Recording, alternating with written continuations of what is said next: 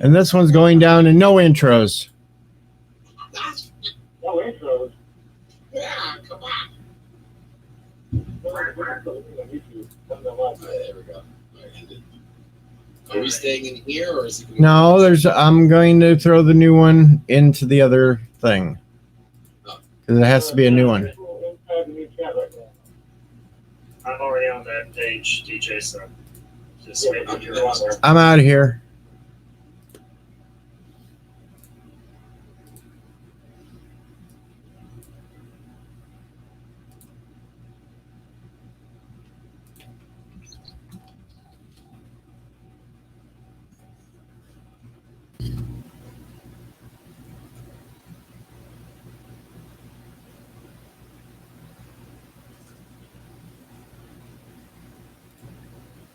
Hello. Hola, señor jefe.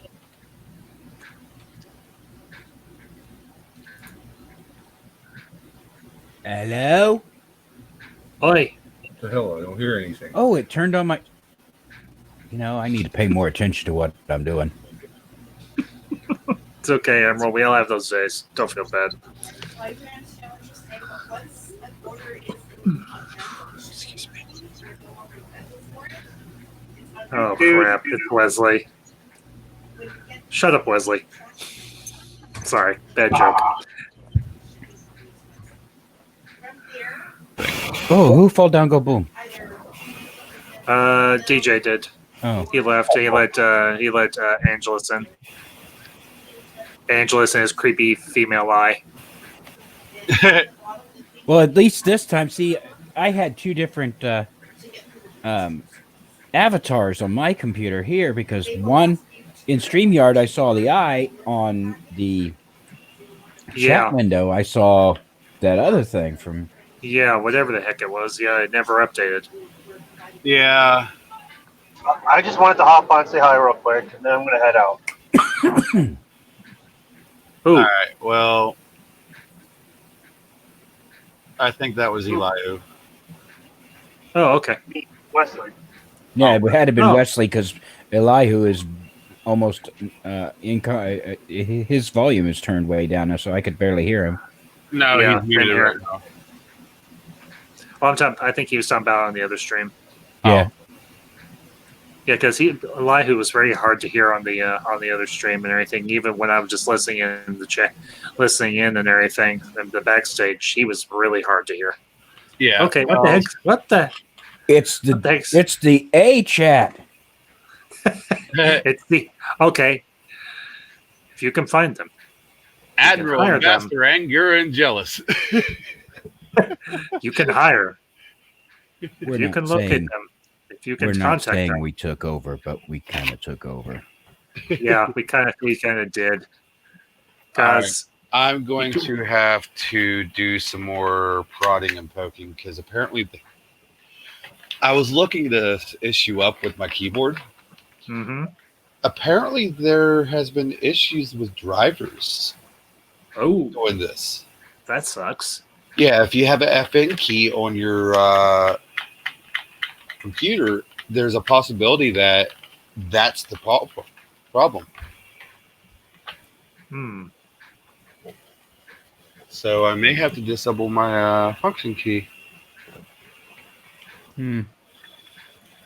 Which, I mean, I only use to kind of turn on and off the RGB, but, I mean... Yeah. Yeah, Sci-Fi Guy, it is the A team, and now it's the A&E and J team. Now we just need another- A-J-E! I'm sure there's a way you can form those layers into a word. That is an option in the first hour of the game. And it's And Yeah. T-Bird Sci-Fi says I Anyways. hmm. You guys Yeah. can just call me Murdoch. This is the A team. I'll be Murdoch, okay? Okay, I guess I'll be face. I was going to say it certainly ain't me. No, you're Hannibal.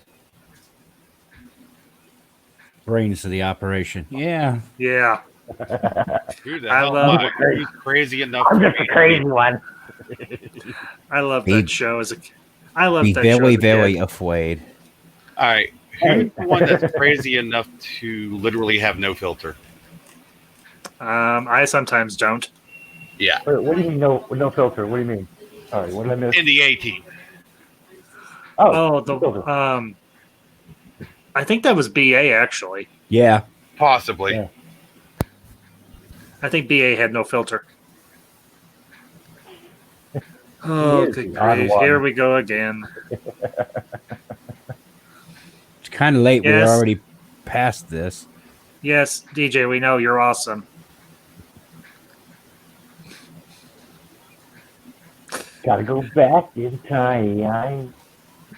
I actually did a stream a couple weeks ago on the Back to the Future movies. That was a lot of fun. I found flaw in that movie. Huh? I didn't like the opening sequence of the first movie. I love them all. I mean, my favorite is the third one, honestly, because I grew up watching westerns as a kid, and a time travel movie, it's like sci-fi and western all at the same time, and I'm just like, this is me. This is so good. Do you know what could have solved the whole problem in Back to the Future No, 3 with no, Doc Brown? Western steampunks. Do you know what would solve the whole problem Back to the Future 3? Angeles. Doc Brown would have paid the guy the $80. They would have avoided the whole shooting thing. They would have plenty of time to get gasoline or the DeLorean up to 88 miles an hour. All Doc Brown had to do was pay Mad Dog Cannon the $80 he owed him. Yeah, but here's the thing, Elihu. Doc didn't owe Tannen money. Tannen owed Doc money. Oh, that's right. Sorry. Yeah, Oh, because Tannen was like, "You owe me I'll be right back, $80 for the horse and the whiskey." He's like, "Well, bring the horse back. I'll reshow him." He's like, "I already shot that horse." And he's like, "Well, you're just out of crap luck." And the truth is, Tannen's an idiot. Most Tannens Okay. are idiots. They're not particularly bright. They dress in the manner of a male prostitute. Their put downs are abrasive and off-putting. If anybody can figure out what movie I'm referencing, you get a cookie and a gold star. Okay, answer me this question about the first Back to the Future. Sure. When Marty goes to Doc's house, and Mhm. all the alarms going off, and he really gets a phone call, and he's like, "Wait a minute, why didn't you tell me it was 8:30?" He has all those clocks on him. He's wearing a wristwatch. Shouldn't he know what time it was? Shouldn't he know what time school starts? Well, you know, the thing is, oh, actually, Elihu, I can answer that. It's a very simple answer, truth be told. Sometimes you just forget to look at your watch. It's simple. It's as simple as that. Particularly when you are possibly concussed from standing in front of a huge freaking speaker and you take your electric guitar, turn all the inputs and outputs up full blast. Your brain's going to get a little bit rattled. So Marty might have had a mild concussion, or at the very least, might have gotten his bell rung pretty good. So yeah, he's not going to remember to look at his watch. I've got an even simpler solution to this. Okay, Emerald, go for it. It's in the script.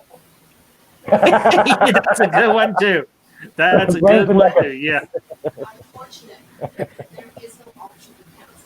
You know, it's written down. Yeah. Yeah, it's all a part of the script, and that was a good script. I saw The Wire. I'm back. Sorry, I had to go AFK real quick. That's okay. But I mentioned Western steampunk, and you said my name. What was that about it, there, Ambassador? Talking about I Back to the figured- Future and Western sci-fi. Yeah, essentially. But you made a good point. It is like steampunk in a lot of ways because the way they jury rig the DeLorean up and everything, use the train. It is like steampunk. So that's not wrong. Unfortunately, I have no idea who I'm talking to because DJ's got his silly intro running, and Whoa. the screen. Yeah, 30 seconds left of it. Depends on which screen you're looking at. I'm looking at the screen on StreamYards. because I actually have three screens going right now. 2 on my computer, one from StreamYards, one from the chat, and then one from my Xbox, and they're all different times.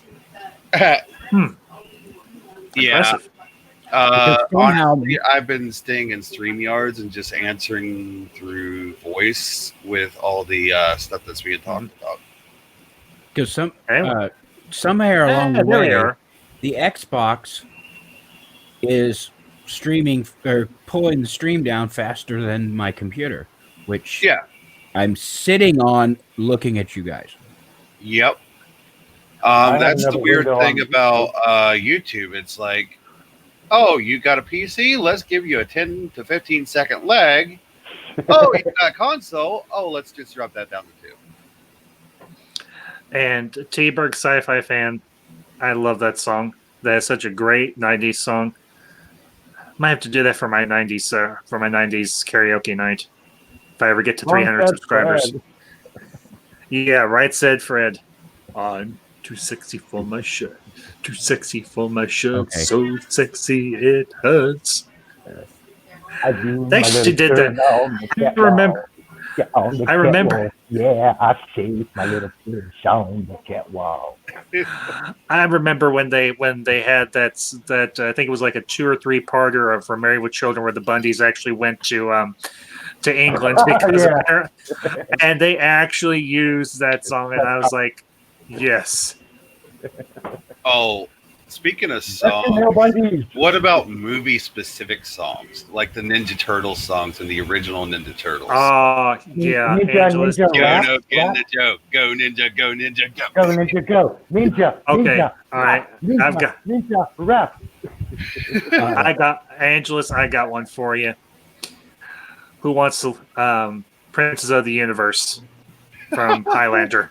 I Oh, still Hang on just a second.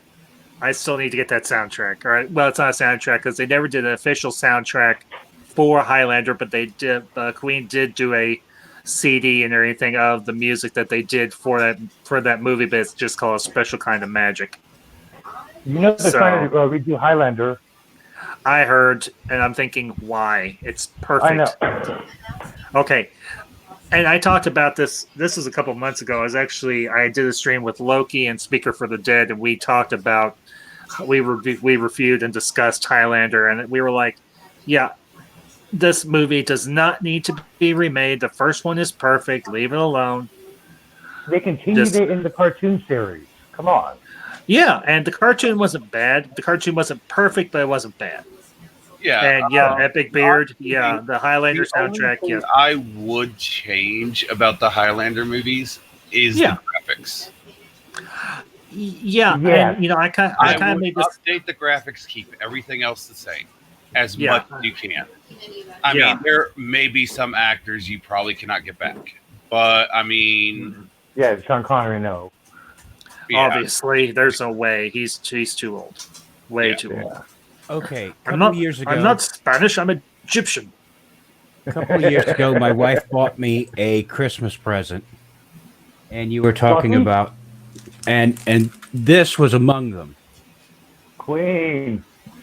I can't see the rest of it, but yes, Queen. Oh, is that This is the is kind that of special? magic. Oh Can you angle man, it to the light? dude, Admiral, you're killing me. Oh man. Oh, Black dude. Gordon. Oh, I have Oh, all of the studio Admiral? albums on vinyl in my collection. Oh. okay. I can't. Oh, Admiral, there's no way. dude. Admiral, there is no way I can top that. But did you know they did a Blu-ray remaster of Flash Gordon, released it in Steelbook back a couple months ago? No, I did not. I actually got it. If you'll give me just a second, I can show you. Just hold on. All right, I am Okay. back. Hello, everybody that's popped back in. Let me run down the list so far that I can Or see, shelf and down then in you the guys can get back to talking after I say hello to Admiral, Zachary Thomas, Belly Button, Epic Beard, Wesley I know. Crusher, Whiskey Cool, Josh Street, T-Bird, Thank you. Pixelate, Admiral, I think I said that, Sci-Fi Guy, Hal, I'm still strolling. Yeah, there's Hal again. Basket case. Blah, blah, I'm still scrolling. Jedi Bill. Angular. Parrot Head. Yes, I see Parrot Head too. I'm scrolling. And V-Star. And yeah, we're getting there. Bird of Prey. He went to sleep, but he's still streaming. And JD is here. Captain Trek, Epic Beer, Alexander Brooks, Culture Casino, Chief Cook, Alexander Brooks, and I'm caught up. Okay. Back to you. All right. Well, and I did this a few weeks ago. I just had a random karaoke night, and I actually did "Princes of the Universe" as a song for karaoke. And everybody was like, Ambassador, are you really going to try and do Freddie Mercury? I was like, I'm going to try my damnedest. But anyway, yeah, here, I don't know if y'all can see it, but Steelbook nice. Flash Gordon. Wow. And then, yeah, and then there's, of course, the man. May he rest in peace. This is one of the first movies I ever reviewed on my channel. I think that was back when I still went by Ambassador Kosh. Way back in the day. Man, that feels like such a long time ago. T-Berg Sci-Fi. Not tonight. I don't have it in me tonight. So. I need better lighting in here. Anyway. Go ahead. In that collection that my wife bought me for Christmas, couple that never made it to vinyl are in the collection. Oh, Queen Innuendo and Made in Heaven. Oh, dude. Noted the they are awards- still sealed. So in other words, those could be the cases or the vinyls in there. Nobody knows. Nobody will know. No, actually, And the I have immoral- listened to the Innuendo one. In the immortal words of Jim Carrey, Joygasm! Let's see. And all I got to say to that, and the fact that he has all these nice Queen albums. Oh my! Yes. Oh, yeah. I was shocked when I got this one. Yeah. Hey, everybody. Anti-Trekker's here. Good evening, Anti-Trekker. Anti-Trucker. How did you pay the price for DJ? Mm.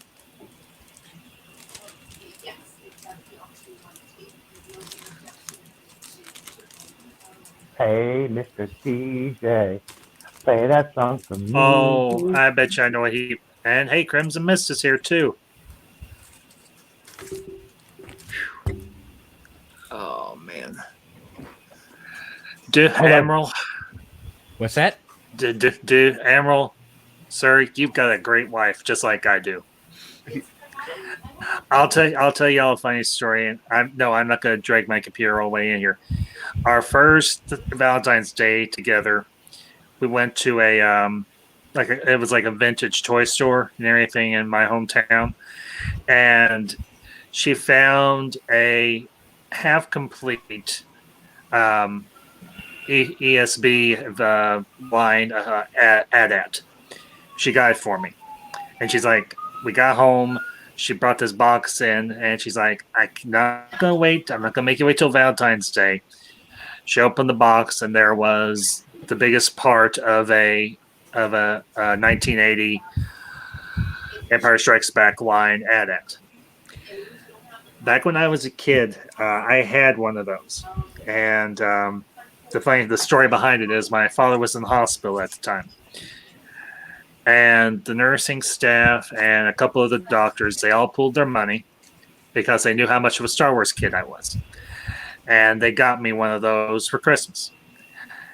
And unfortunately, like an idiot, when I got old and I thought I was too old to have toys anymore, I sold it. Oh. I spent about 2 or 3 months going through eBay to find all of the parts I need to complete the thing. And thankfully, I didn't need a whole lot. The only thing I'm missing now is the light bulb, because I'm pretty sure the sucker works. And I went to another channel called Retro Blasting, which y'all may be aware of. And I was like, I messaged them through Messenger. I was like, hey, I'm trying to reconstruct a vintage edit. What type of light bulb do I need? And they were actually good enough to send me a message back saying this is the part you need. And I was like, wow, thank you. Nice. Yeah. But thank you for your Well, sense of you. I don't have the room to have as big collection as I like Yeah. or anything, but the pieces I have, I'm extremely proud of. I actually, a few years ago, was at the same comic book vintage toy store. No, it was a comic book store. Never mind. And they had gotten in a private collection of vintage toys from the 77 line. Except I didn't know all of it was 77 from Star Wars.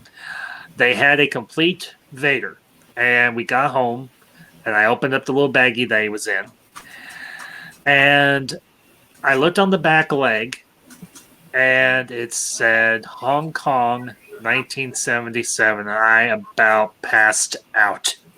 Damn. And my wife was like, "What?" I was like, "It's from the 77 line." She's like, "What does that mean?" I was like, "This is from the very first line of Star Wars toys, and it's got the cape and the saber. But Vader has the cape still. It had What's the hard- original. They had the original cape and the original saber. It wasn't there in the original packaging, but everything else was appropriate. And I have shoot, only like, seen the little Vader figure with the cape once in my life. That's when I was a kid. I've never been able to see that ever again. I'm like, wait, how come all the toys Vader doesn't have a cape? That's why it's going Like, Yeah. that's a rare find, man. and the crazy thing is, I only paid $35 for it. I guess they didn't. If you go upstairs to the second floor of the Doomful Productions World headquarters, there is a room. The guest room has a closet in it that is not available to anybody other than Mrs. Doom, and all her Star Trek stuff is, or our Star Wars stuff is in there. And you can't open the door. I'm not quite sure how we're ever going to get back in there. You can't open the door. It's so full. But yes, we have quite the Star Wars collection upstairs. Yeah. Well, you know, Admiral, if you get any Jar Jar Binks figures, send them to Alexander. I love you forever. Anything I say at this point is going to be used against me later. This thing is being recorded. I believe that what I'm going to quote right now is Doom's rule number 122. I exercise my constitutional right to shut the hell up. Honestly, a toy set, and it's a true set that I'd love to get a hold of again, is the Autobot City set. Oh man, Oh. yeah, yes. Okay, I had the Autobot City Optimus Prime and everything, and it got stolen from me oh man. dude, that sucks ass. while I was a kid. Was it Okay, bullied? he says it sucks ass, and then he turns around like that. Thanks, there, Ambassador. Sorry. I had to turn the light on because to see this and I fully appreciate. I need. I understand that, but we got a wonderful back end view. Thank you. You'll live. Okay, I've Elihu, seen worse. I've seen worse. I'm sure you have. All I've right, been married Elihu, 3 times. I've only been married twice, thankfully. Elihu, Almost married. Yeah, someone's trying to say my name. Oh, sweet, dude. Can you turn it? Can you turn it? yeah. There. Oh, nice. Now, I will not take his cape off because Yeah, it please is- do not. Yeah. They tend to get lost. Yeah. well, I keep all my figures in these. They're little plastic tubes. I've actually got. It took me a little over a year, but I got the entire the original 77 line. Damn. I don't know if you're going to be able to read it or not, but it does say onto the back of his leg, Hong Kong, I can see the white letters. Hong Kong, 1977. Oh, sweet. Yeah, but I got. Oh, I just thought about something. I was talking about the Transformers Autobot City set. One set that I only seen one set of in all of the US. The Unicron set. That is so goddamn rare. Yeah, Hey, I Yeah, gotta T-Bird. say hello to a friend of mine, Kermit Catalog. How the hell you doing? Hey, Kayla. Thanks for stopping by. Yeah, T-Berg. I can see where that would. He says, quit showing us Vader's junk. well, the problem, T-Berg, I hate to break this to you, but unfortunately, Vader or Anakin lost his junk on Mustafar. Yeah, it all got burned off. Sorry. And that is actual canon. Yes, that is not.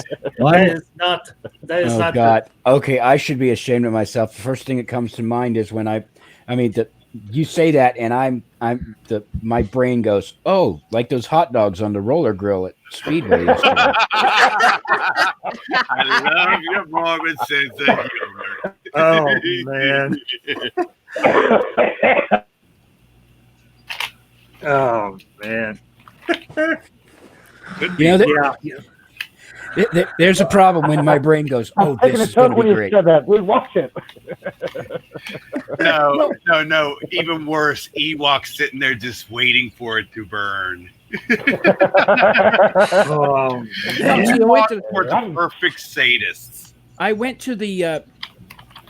I stopped by the convenience store on my way to work every night, oh my gosh! I just thought of this. and they just started putting out the roller grill food last week because we couldn't do it here in Indiana until last week.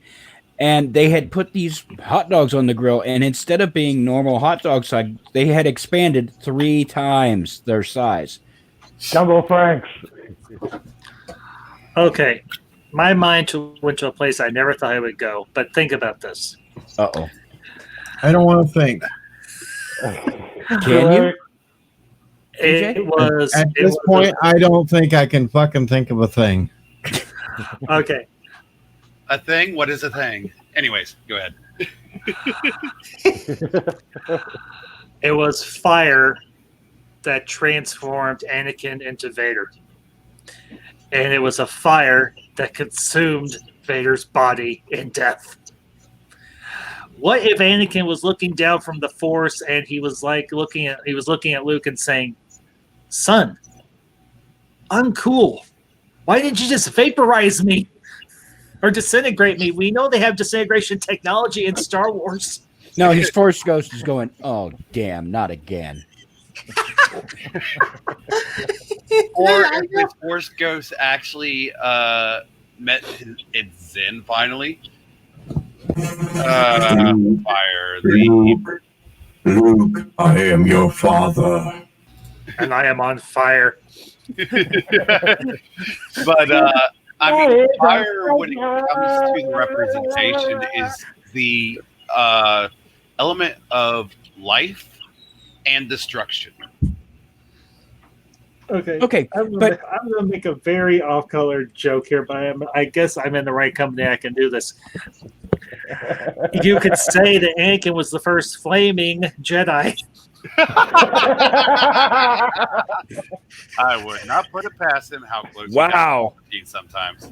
Oh, And Palpatine, I mean, come on. The dude You know, You were just was flaming. a little weird. that barrel roll was pretty. The nosedive, not so much. Do a barrel roll. Not nosedive. Oh my gosh, I can't believe I went there. And I love Star Wars this much. Star Wars has been part of my life since I was a kid. Oh, I guess you make fun of what you love. I guess it's true what they say. Yeah, I mean, I make we fun of my had a, ex-wives, but I whole don't love subject them. About Spaceballs earlier. Say it one more time, Angelus. We had a whole discussion about Spaceballs and how parodies are considered like love letters to the original. Yeah, well, They are. Well, and Yes. you know, here's the crazy thing about Spaceballs, and some of you may know this, some of you may not. But Brooks actually, I think he called or wrote or something to Lucas and said, "Hey, dude, I'm getting ready to do this movie." And he's like, "Are you going to have a problem?" And Lucas was like, "No, Mel, go for it." He's like,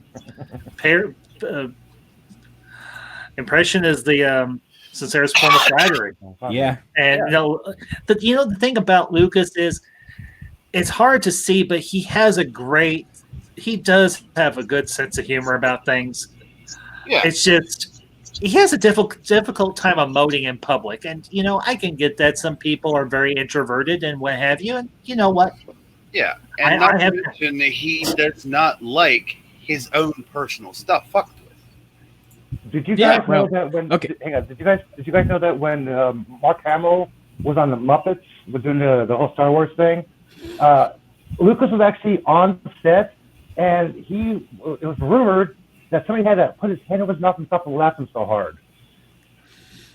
I wouldn't be the least bit surprised. I wouldn't be either. I mean, just think of the Simpsons Star Wars parodies. I think you mean Family Guy. Family Guy. Family Guy, Family yeah. Guy. I thought Simpsons did one too.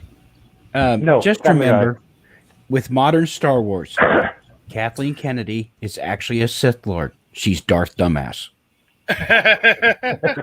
Well, and Crimson Mist brings up a good point. Even movies like Three Amigos and Galaxy Quest fall into this category as respectful tributes to respected genres. And yeah, I would agree with that. Oh yeah, I love Galaxy Quest. Now, full transparency, I am not a Trekkie. I am a Star Wars fan. I am a Jedi or whatever you want to call a Star Wars fan. But I love Galaxy Quest because it has.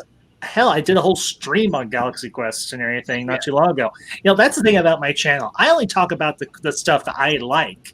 I don't talk about stuff I don't give a crap about. Yeah. All right. Well, I want to answer some questions because they keep throwing them at me, but yes, Philip, I am still among the living, barely. Let's scroll back up here. Just remember, you brought this on yourself. I know. We're here to help you. I know it, and we may have a female coming here shortly, so it won't be a sausage fest anymore. Yeah. I'm better than a man. I'm a sailor. And I don't know what an ad is.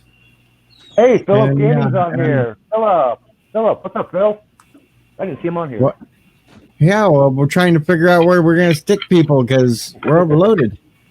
Yeah. Of course, I can always go down again. That works it. Here, what's As up, long as Phil? you mute your mic, you can sleep while you're watching while the stream is full. Well, if I'm down below, you won't hear me anyway. That's the good thing. I don't know. I really don't want to know why you're going down. Because you can only have 6 people up here. You can only have 6 people up here. I understand that part of it. So one's got to go to the basement. Well, I just got here.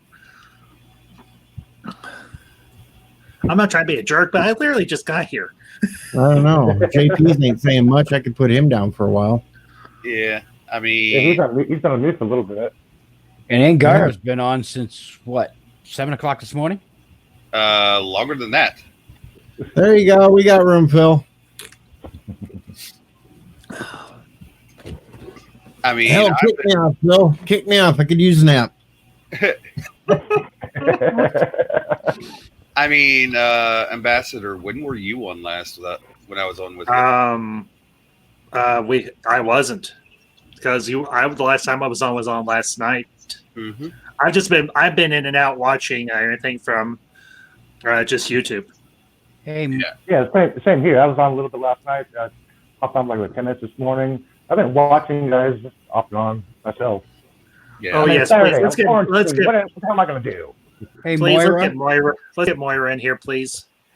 Moira! Yeah. Meow. Moira. Meow. Now, Okay, whoever's meowing, you're not Moira, so quit it. no, we're responding to Moira. Oh, okay. You I know, guess. classic cat calls from guys? Come on. Meow. Meow. Meow. Actually, no, I don't, because I don't catcall women. I'm married happily. Yeah, Yeah, what you're happened out. is his wife was listening. No, she doesn't. The crazy thing is, my wife. This is doesn't Colin, listen to so me. There's So Crimson. I'll have a bottle of anything and a glazed donut to go. How much for the? Never mind. The what? Never mind. Brain Oh. went. Hang on. Me no brain, me no understand. Okay, there we go. Ah, that sounds better. You don't sound like a Cylon now. Greetings, Chrism. Greetings, Crimson. Wow. Your brain really isn't working, is it? Well, I got to take my Greetings, helmet Sam. off, because I am, after all, a superhero DJ. Don't you? I heard a brain cell explode. The other one's getting really lonely.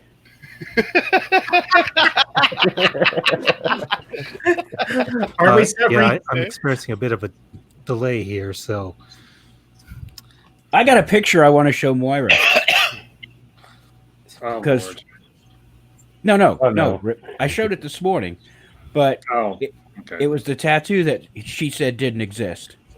Oh. Oh, yes, it must be shown. Oh, they. There goes another stream, DJ. No, this is clean. I wouldn't show it otherwise. Define clean. He showed it earlier this morning and nothing happened. Oh, I'm just giving Emerald a hard time. Getting prepared for next week. This is my wife's tattoo. Okay? The tattoo that should not exist.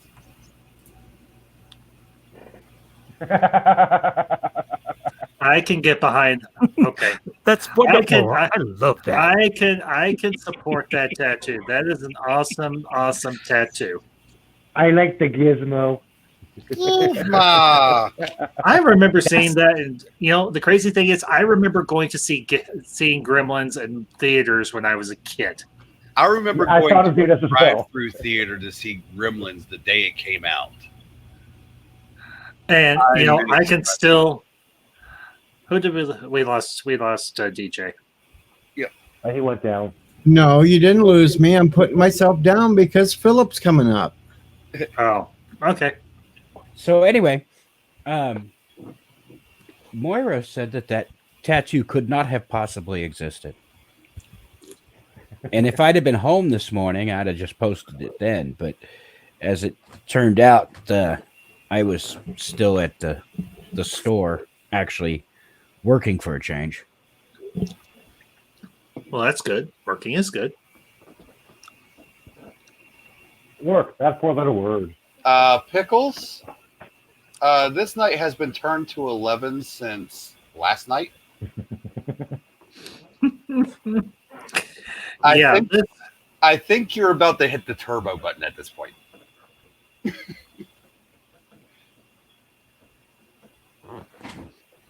Yeah, Zachary, DJ is allowed to lurk in his own stream.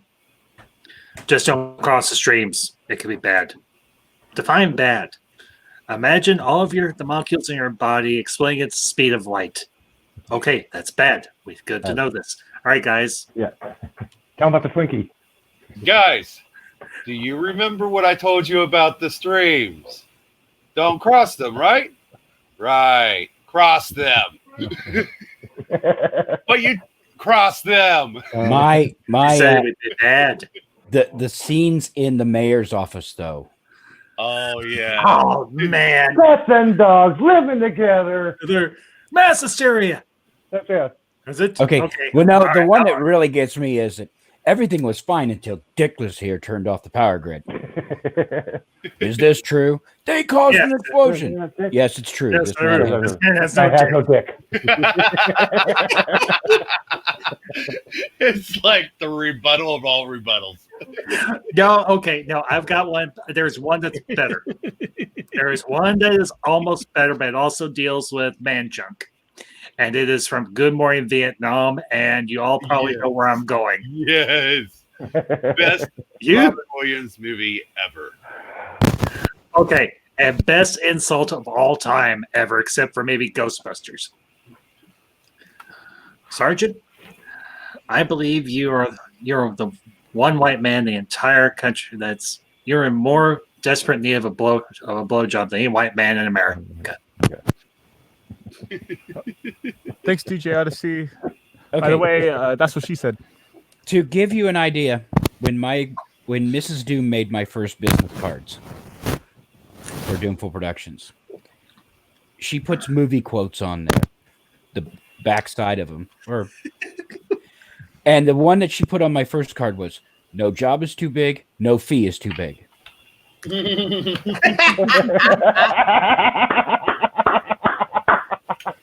And yes, Odyssey is right. Interrupt us or you may never get a word in. By the way, Philip Gaming, it is a pleasure to meet you. I've seen you in many many chats on many other channels and everything. It's finally good to put a voice to the face.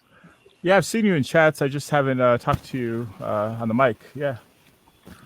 Let's talk to you.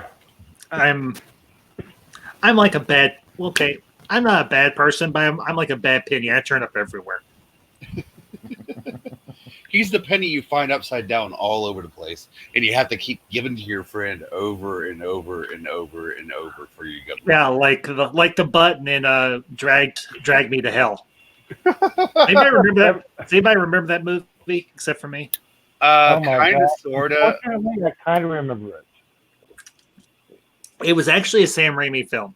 It came out, I think, in the early aughts or early 2000s. Let me look this up. Well, there's I don't know. And it's kind of like Thinner. If you all remember Thinner, you may not. I think I do want that one.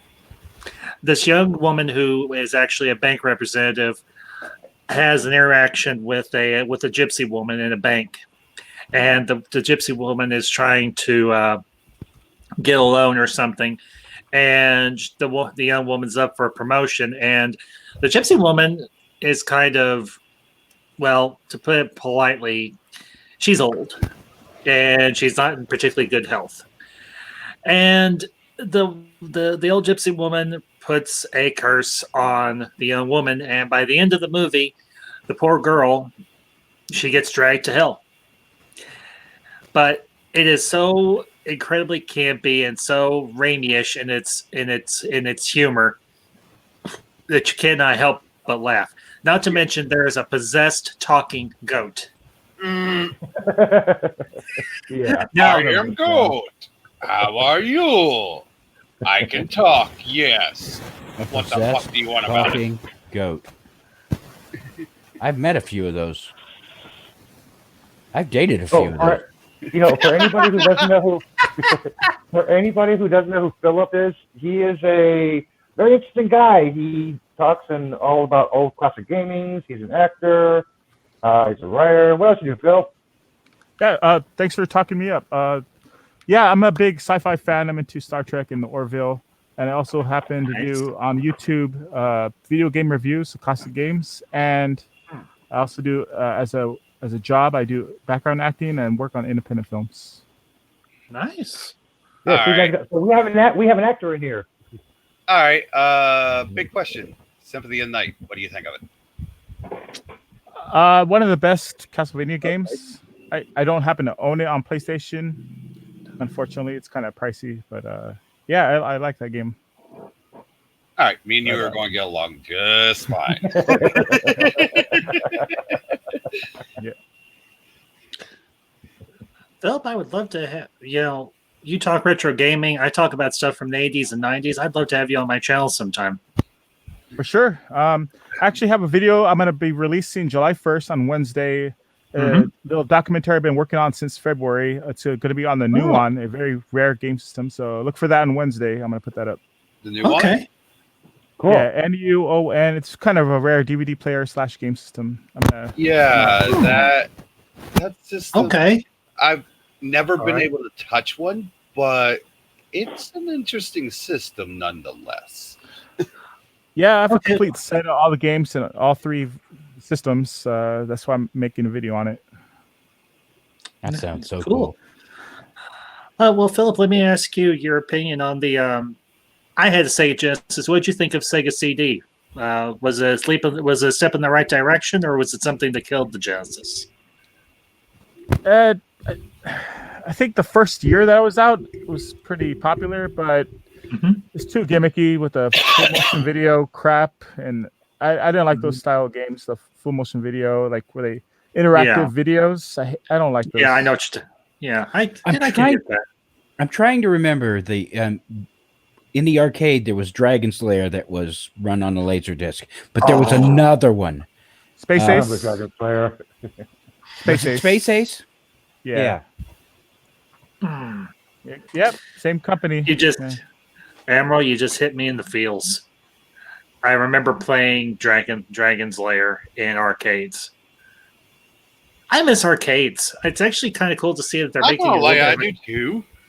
I just miss having to go in there, having a pile full of quarters in my fucking pockets. And just to keep as many quarters as I could, I had to wear khaki pants just to have so many pockets. There's actually in San Francisco here, they have a penny arcade, classic early 1900s video games. Yeah, it'll cost a penny to play them. Cool. Oh, wow. Yeah, it's right like a Pier 41 right next to Pier 39. And at Pier 39 they have an actual video game arcade which costs 25 cents to $1 to play video games. Well, go ahead. Back down here where my mother and father-in-law live, Rupert from Survivor, I think it was the first season of Survivor. He has an he has an arcade in Shelbyville, Indiana. I know where that's at. That you pay that's right next to that's right next to where Simpsons live, right? No. But he has an arcade. You go in there, you pay $5 an hour or $10 for like a whole day, and all the money goes to his charity to support kids. Oh wow! But it's literally an arcade, and you go in. He has an Atari, he has an Intellivision, he has an NES and an SNES. And the only thing he doesn't have is a ColecoVision. I was thinking about giving him one of mine. You've got a ColecoVision? I got 2 of them. Damn. Do the paddles still turn? What's that? Do they still turn? The knobs, do they still work? Oh, yeah. Does he have an Amiga? I don't know that he has an Amiga. Wow. But, yeah, I have 2 ColecoVisions in the other, right behind that black curtain. And both of them have the Atari adapters. So, oh man, nice. Admiral, you're killing me here. I had one, but I sold mine.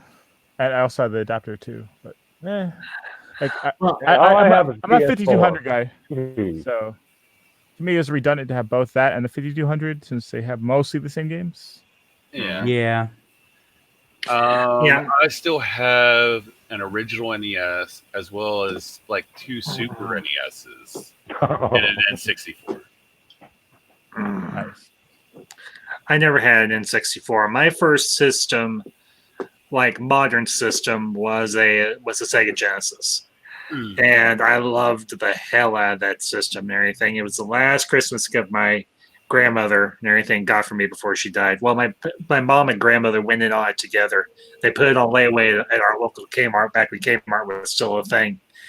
And the year I got that, that following summer, my grandmother passed, and I had such a hard time letting go of it, even though it didn't work anymore. But eventually I did.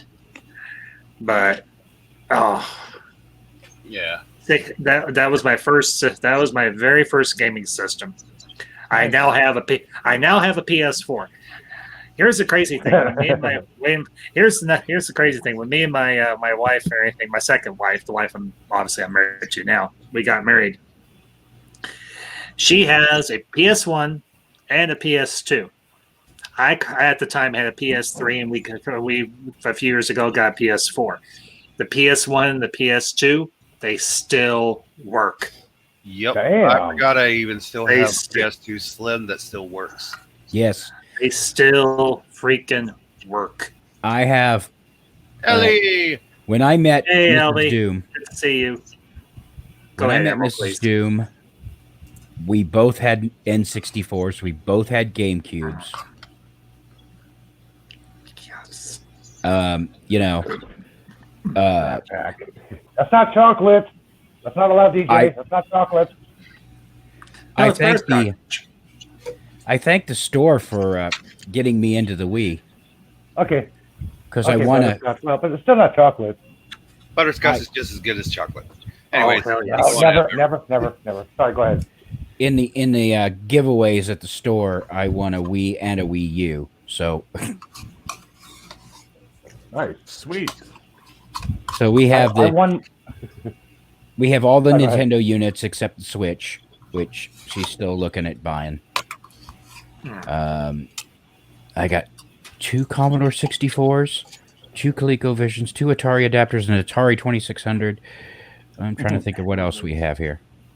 I had one of those. It was actually my uncle's from when he was in, I think when he was in the police academy, or after he got out of the police academy, actually. Good movie. Yeah, I only have a PS4, and I didn't pay a penny for it. I actually won it Nice. at a hot dog eating contest for the Giants game. Nice. nice. Yeah, I have Actually, So, my I'm PS4 technically was the actually hot dog given- eating champion of the Giants. my PS4 was actually given to me by a good friend of mine, and he's like, "Hey, I'm getting a PS4 Pro.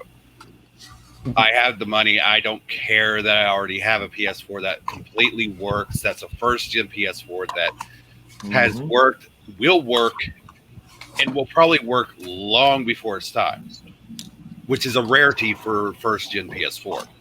Yeah. My disc player stopped working, so Yeah, and those are a pain to fix because you have to completely rip the motherboard out just to replace it. yeah. Because the motherboard and the disk drive are coupled. Oh man, talk about Yeah. pain in the neck. I have a Yeah. we have a PS2 and a PS3. I never got into the 4. So Honestly, the reason I went PS4 is because Xbox 360. Same here. I had the first Xbox, loved that thing, loved the games and everything, but I got when the The 360 original came out. Xbox was a tank. Yeah. The Xbox 360, on the other hand, I don't care Was a how piece- people will hype it up. It was a It- POS. It was a POS. The hardware was so cheap. I mean, And I have swore like, I would never go ahead.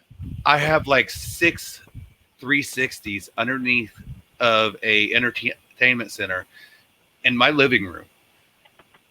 Only one of them even semi works, and the disc tray does not work in it. There's a shocker.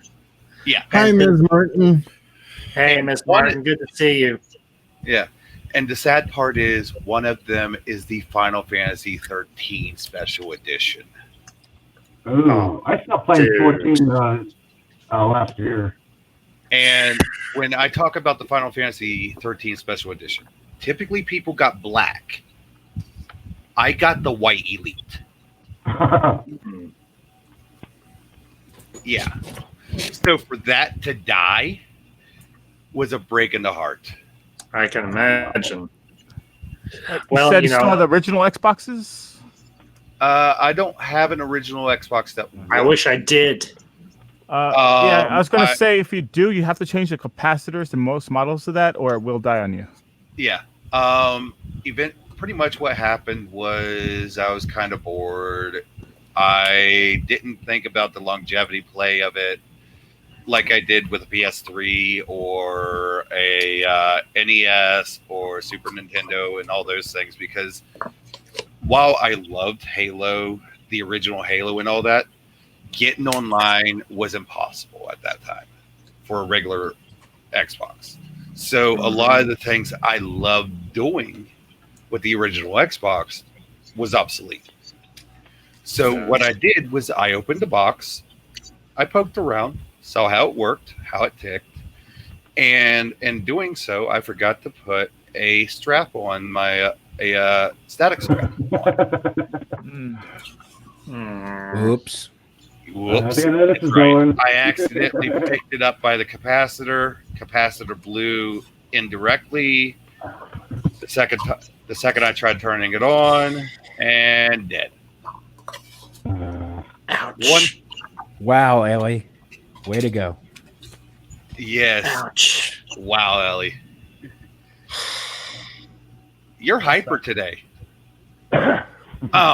Ellie, be good. Ellie, behave.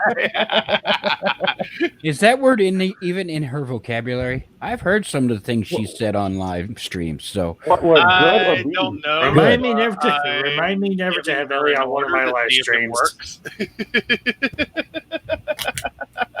Oh wait, I can't tell her to be good because I'm not even being good. Never. Meanwhile, the ambassador's going, "Oh, what have I done?" I'm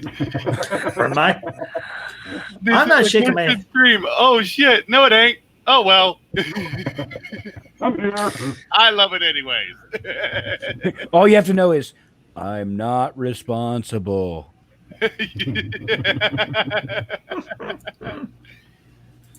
Oh my This word. thing can go straight down the toilet. I can walk away and go, "Sorry about your damn luck, DJ. See you later." No, he'd be sitting here laughing to the point where his face goes red again, and he's like, "Yep, I knew it. I love it." A question for Phil, or Philip, excuse me. Just out of curiosity, Philip, what's your position or your opinion of the Final Fantasy VII Remake Part 1? To be fair, I'm not an RPG person, so Okay. I'm not excited about it. But it looks good graphically. I can tell you from firsthand experience, I got the deluxe edition because I love RPGs. Going all the way back to like KOTOR and stuff like that. Even though it's only the first part of the game, in my opinion, it's worth for the deluxe edition. Or if you just get the standard edition, it's worth the money you get or you pay for it because it's got all the emotional beats. The story is compelling. The story is pretty. It's stuck pretty close and everything to the original story from the original game. Obviously, the voice acting is solid. The gameplay, the game mechanics, the combat mechanics. Even though I'm not a gamer, I don't know all the techno lingo and everything. I just know what I know from playing a lot of games. It's a good. It's worth the money. And I think it's a love note to the people who love this franchise. I have loved the franchise. I have both movies from, even though one's not actually canonical with any Final Fantasy lore or anything, I have both movies. I have Spirits Within, I have Advent Children. And I'll say this, it sounds like they got the voice cast from Advent Children to come back and reprise their roles and everything for all the characters because it sounds pretty damn close. Yeah, you can't be a Lalafell. You can't Say be one more time, Lalafell. Come on. You can't be a Lalafell in 7. Both were kind of introduced in 12, though. I mean, that's understandable. Honestly, to me, 7 has always been too overhyped for me. I understand it's a great story, it's a great gameplay, and all that. Mm-hmm. And my professional opinion as a gamer, I will say if you love it, buy it. Mm-hmm. But as a person who just personally does not follow the fad just to follow a fad. Yeah. if you're just being told to get it just because your friends tell you to get it, try it out first. Yeah, and that's fair. Then decide. Yeah, because go ahead. Because I mean, honestly, I'm a little old school when it comes to my Final Fantasy games. Final Fantasy IV US for me is the best game. Okay. The Four Fiends turning into Remnant. I mean, that was the epic battle for me. All right. Then there was Final Fantasy VIII that played to the original play lines with updated graphics and all that fun stuff. And yes, unfortunately, Squall and Cypher are too similar. But they still have their own little quirks, which make it understandable. And I'm one of the people that believes that Squall was dead. Sorry, guys. Okay. I'm morbid like that. No, Sorry to not burst your bubbles. But well, yeah. Go ahead.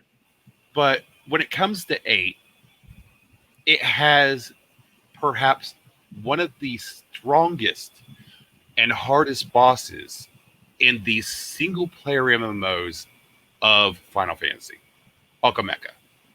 There's 4 forms, and if you play the game as a grinder like I do, she is literally harder than the dragon on, what was it? 9? The hidden dragon? Oh, yeah. I don't remember. Actually, I remember 9. 9 was my real introduction into Final Fantasy. I got 9 before I got 7. And 9 was what really hooked me into the Final Fantasy series and everything in a lot of ways. And yeah, that is a hard freaking game. If I remember correctly, that was 1 disc longer than 7. It was 4 discs. Yeah. And I remember. So you remember that? You remember walking into what looked like it shouldn't have been a dead end, and then all of a sudden a dragon popping out. Vaguely, it's been a long time since I played 9, but I think I know what you're talking about. I do. Anyways, average hours for gameplay for that dragon is about 6 hours. Alchemeka, average gameplay at level 99, because she is perhaps one of the very few bosses or enemies in general that scale to your level and then add a few on extra. Her gameplay resolution time was 12 plus hours. And you literally had to be ready for her. I'm talking about actually going around and finding all the hero and demi-hero potions. I can't remember what those are called. Trial heroes. And if you did not have those, you're not beating her. Yeah. Well, you know, I've beaten it on normal. I got to the final chapter on hard mode, anything, chapter 18, Destiny's Crossroads, and I had to stop. Yeah. Because this is on the remake, on the Final Fantasy VII remake. And I'm having to go back, and I'm going back, I'm playing through the other 2 easier levels to try and get the combat system down perfectly, because the combat system for this, I think, is about as refined and fine-tuned as they've done thus far for a combat system in a Final Fantasy game, if not maybe an RPG. Yeah. And getting the system down where you are bouncing back and forth between characters and everything to do damage on these creatures and everything, because some of these suckers are hard as hell. Yeah. I remember just a few weeks ago, I was on hard mode and everything. I was going up against the Hell House there in Wall Market, and I spent at least an hour, if not more, at times trying to kill that sucker, and I came up this short every single freaking time. And then one day, I finally nailed that thing and killed it, and I went, yes! And Madame Ambassador was like, honey, are you okay? I was like, yes, I finally beat this sucker. She's like, good. And then you look at the screen, it's like, oh, no, not again. Oh no! I killed it. I killed it. Oh, sweet. I know the Hellhounds you're talking about. They were Hell in House? it. Yeah. No, Hell House. Oh, the Hell House. Yes, definitely remember that one in an older game. It had 3 forms. Yeah, and they were all a bitch. Not to mention hard mode and everything at the when you get to the final form and everything, they bring out those 2 mechs and everything, Sweeper and Cutter. You're like, as if you couldn't make this any freaking harder, Square Enix. Thank you ever so much. Ensign Ricky, Ruby and Emerald Weapon. I've heard of those. I heard that those are a pain in the ass. The one thing I do not like about the 7 remake is it's broken up into parts. Yeah. And I'm sorry, but go ahead. I would rather not go through another Konami disaster of fucking Solid Snake. Oh, here's the first half. You got to buy the second half. Oh, here's the second half. You got to buy the third half. About the third half. Oh, Yeah. we're not releasing the fourth half. Sorry, guys. Yeah, and I can understand that criticism, and I kind of share it and everything. I wish they just released it all at once, but I think they're wanting to make this an experience for everybody. Yeah. I can see the profit part of it. I get that, but I think also they're wanting to make this kind of an experience for the fans who have been waiting for this remaster or remake for so but long. I'm sorry. Go ahead. As a fan of Final Fantasy, I am not wanting to buy the game that I am purchasing 3 times in a row. Yeah. Unfortunately, most games are like that now. Yeah. And Epic Beard, if you haven't noticed, my little GIF is actually from Cyberpunk 2077. I am waiting patiently for that game. I haven't ordered. I love that game already, and I haven't even touched it. I've heard a lot of good things about that, and I'm considering very strongly getting it. There's one other that I'm really looking forward to, and I actually got this. I got a copy of this game secondhand, and that's Horizon Zero Dawn. I'm looking forward to the sequel and everything for PS5 because this was a game that I absolutely loved. Yeah, I didn't think I would. Zero Dawn 2 does look really, really good. It and does. The first one was well polished, well done. Oh, yeah. And very hard at the end game. Oh, yeah. And that's one thing I think a lot of games are missing anymore is that difficulty. Yeah. Yeah. I mean, I'm one of the people who, me and a friend got onto Resident Evil 5 and Resident Evil 6, and on the 360, we hit the top charts on pro mode. Nice. And that's not me boasting. That's just me saying, hey, I love the difficulty. Yeah, and one of the things I really liked about Horizon Zero Dawn was, again, the combat system and the crafting system. And honestly, this was just a story and everything. It's almost like future cyber or future steampunk. Yeah, everything in a with lot dinosaurs. of ways. It's Ark with steampunk with exponential crisis that becomes a post-apocalyptic era that is a new Eden. And I never personally got to play Zero Dawn, but everything I have seen about it is beautiful, well polished. If you have the opportunity to play it on like a 4K TV, which we have one, it really pops. It really does. The colors are so vibrant. I mean, you look at that screen, you're almost like, I feel like I reach out and touch this. It's so real. And I'll say this is a female character I, even as a man, can relate to. This is a female character that I can embrace and I can respect because she has a real journey. Yeah, and that's what I like about V in Cyberpunk 2077.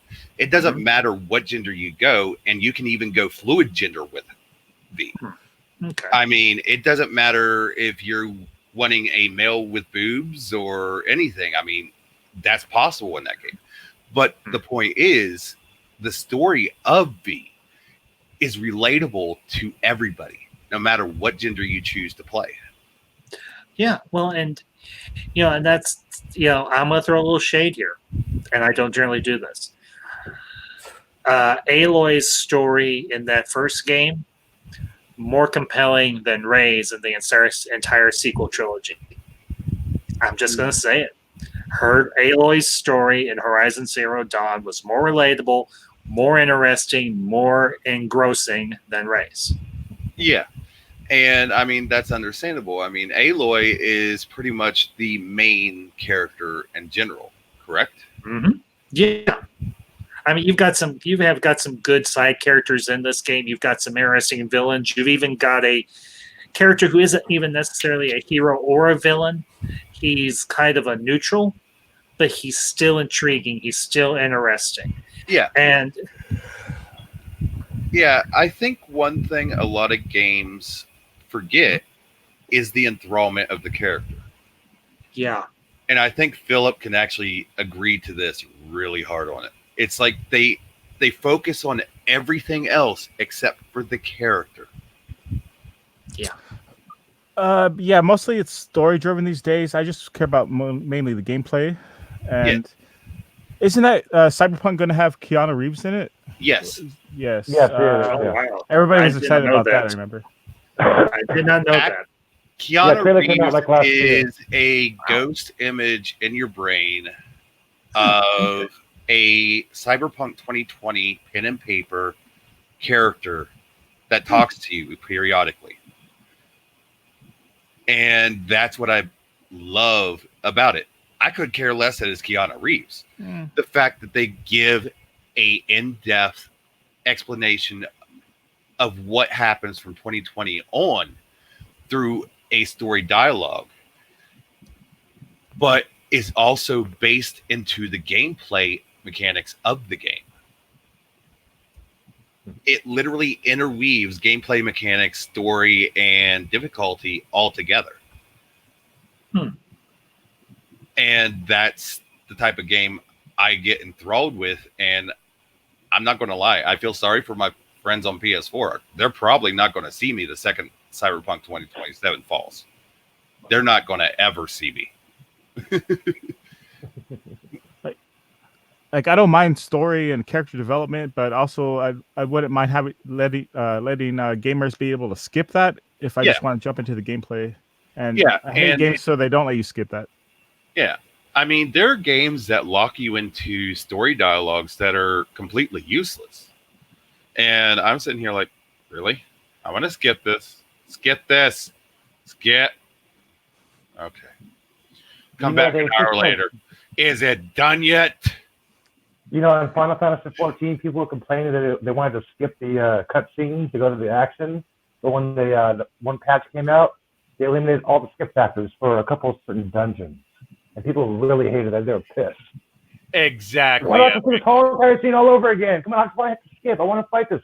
I know the dialogue already. I'm already wording it. I already memorized it. Come on. Yeah. Let me put it this way, Epic. If I can figure out what's going on with my internet and making it drop the way it's making it drop, as you probably guys have probably seen a few times in this stream when I was in here, it'll just drop and reconnect me like a minute or two later. If I can figure that out, I'm going to live stream 2077. If not, I'm just going to upload it onto YouTube or something and just be done with it. But I'm going to have my own experience and enjoy it my own way while everybody else can enjoy it as well. Because, I mean, that's just how it should be.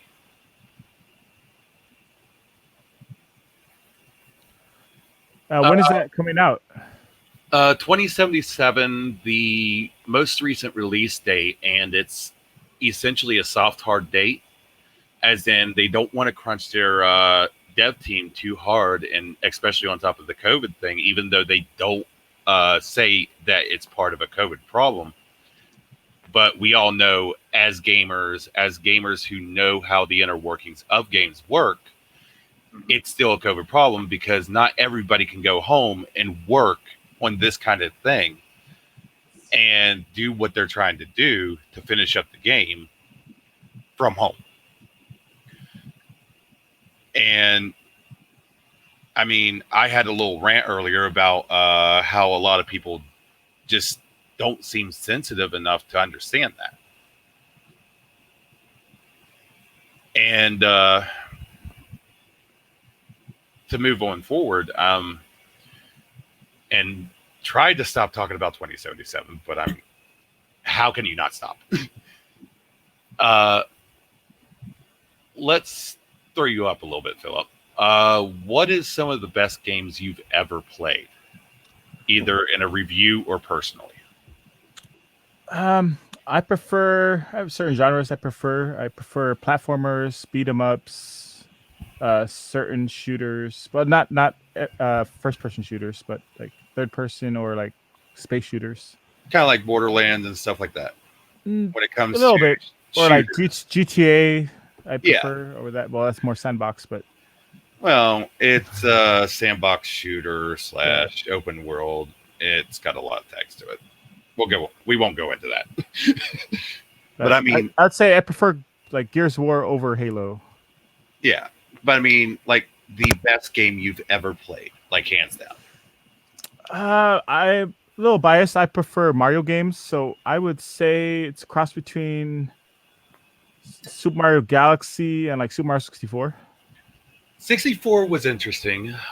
Galaxy, I never got to play. When it comes to Super Mario games, though, I am always very partial to 3. Yep. I played like a lot of Mario that. 3. I actually prefer Super Mario Brothers 2 USA over Super Mario Bros. 3. Yeah. A lot of people don't. One I think Mario really dropped the ball on, but it was still a decently good game. Lost Worlds. Mario Lost Worlds. Oh, the Lost Levels, you mean? Yeah. Well, Lost Worlds, Lost Levels. I mean, Super Mario Brothers 2 Japan? Is that what you're talking about? yeah. Okay. Lost Levels. I mean, it's like you get to play a plethora of the characters that you don't normally get to play. Wait, you mean... No, you must be talking about a different game then. You mean Super Mario Bros. 2 USA? No. Where you pick up stuff on the ground and throw it? Is that what you're talking about? It was after 2 before 3. It was one of those weird add-ins that really wasn't an official game, I guess you could say. I mean, it was official by Nintendo, but it wasn't official in the US. So, Lost Levels, you could play as either Mario or Luigi. Is that what you're talking about? You could play as Oh, Peach, great. Toadstool, Luigi, Mario. That's Super Mario Bros. 2 USA. Why did mine say Lost Worlds? What's up, everybody? Hey, well, Philip. there's 2 Super Mario Bros. 2. Hey, what's going on? Not much, it's a buddy. little Good to see confusing. you again. Hey, how's it going? We talking Mario Brothers? Yeah, it's one of my favorite subjects. I just don't got mind. back in. We're talking games in general. I heard favorite Mario Brothers game. Mine was I did like Luigi's Mansion. Was quite interesting. Hey guys, Mario's back. Meow. Meow. Luigi's Mansion's good. Ghostbusters. Hey guys, Mario. guys. Oh, since Mario's Commodore back- 64 Ghostbusters. Hey guys. Oh, God. Since Mario, Fake since Ghostbusters. Mario's back in the chat here, I am going to bounce out so Mario can hop in. That way it won't be a Alright. process for us. Okay? Alright. Unless Later, Mario you doesn't want to hop in. But I'm going to hop out anyway. I'll be back in a little bit. Okay, guys? All right, Okay. later. Later. Hop in, Mario. Peace. Later, bud. You nailed it, though. I got my Commodore 64 portable sitting right next to me, man. Ghostbusters was the best. Blew the Nintendo version out of the water. Uh-huh. I got a handful of And Commodore it was a literal 2D top-down race scroller. Mm-hmm. Yeah, And the Nintendo one wasn't that good. yeah, I mean, I don't care if the graphics were a little bit better. I mean, the Commodore 64 was just completely a great game.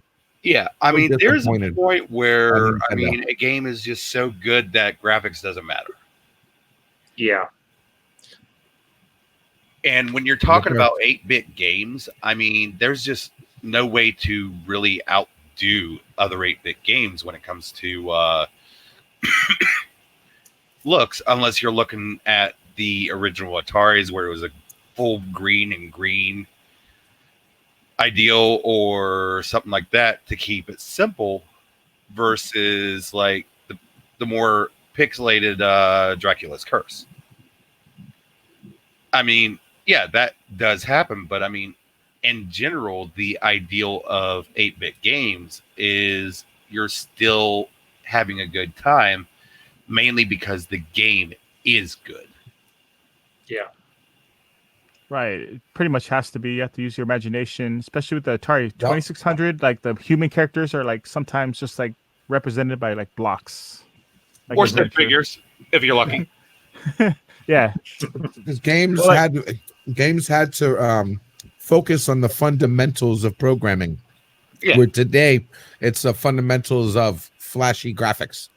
Yeah, and I mean, I think a lot of people look too much on the graphics and go, "This game sucks because it has bad graphics." I'm sitting here like, did you even play it beyond the first two steps that you took? Exactly. Because to Well, me, you they were know- all the same. Yeah. You build a square. A square can be a car. A square can be a person. A square. And then what can the square do? Oh, I can hit a ball back and forth. I can move up and down. Oh, I can jump. All this stuff. Yeah. And then each game had more and more fundamentals. The story was irrelevant. It didn't have to be. You know what I mean? Yeah, and there were a lot that actually added story into the fundamentals, and that was a new thing in that game, that limelight of it at the time, and it was beautiful. Well, talking about games that the graphics may not be as good as what we have now, but all-time favorite of mine and everything is the first KOTOR. This is the first, as I've mentioned, and proven pretty substantially, I'm a Star Wars fan. Yeah. And them releasing a RPG video game. Now, yeah, we had like tabletop RPG games and everything for Star Wars, but this was the first video game that was like in the same vein as like Final Fantasy or whatever. And even today, people still rave about this game. I'm one of those people because the story was intriguing, the characters were interesting and engaging, and it had a first for a game. It had 2 endings. That was a first, as far as I know, that a game of any kind had a prime ending and it had an alternate ending. Well, you didn't. When did that come out? 2000 something, I think. Okay. Well, then it's not the first game with 2 endings, but It was the first well-known game with 2 endings. What game was it? I missed the name. What year? KOTOR, Knights of the Old Republic. Okay, yeah. The first 'cause one. technically, Street Fighter had different endings, technically. Right. Yeah, I mean, Okay. Street Fighter, Tekken, and all of them had different endings, but at the same time, those were per character. Yeah, this is for the main character. Your choices, Well, your choices actually dictated how the game went. Yeah, and there are several spin-offs of said endings depending on what you do with your companions. Mm-hmm. That's true too. Look at, even though it was broken and everything, Sith Lords, Knights of the Old Republic 2 Sith Lords or anything, it played into how because they knew people were going to play the second one who had played the first one, and you could modify the storyline through the dialogue choices that you had available to you and everything. And I'm happy, I'm glad that people, independent game makers or whoever, have gone back and create a mod or a patch or anything to, as best as they could, restore the game to where it should have been when it was released, because I was frustrated and everything because there were several bugs and everything, like in one in particular with the Paragus fuel mission and everything. You couldn't get back to the planet to deliver the freaking the freaking fuel for the planet or whatever it was. And there were several others and everything. But now the whole thing about the ending of the game, that didn't bother me. That actually that ending was good. It wasn't a bad ending. It just it was frustrating and everything because of all the other bugs that were in the game. Yeah, and one of the greatest achievements of those particular modders is being able to port it into Windows 10, because that particular game set, that era of it, had a hell of a time of backwards compatibility with Windows 10.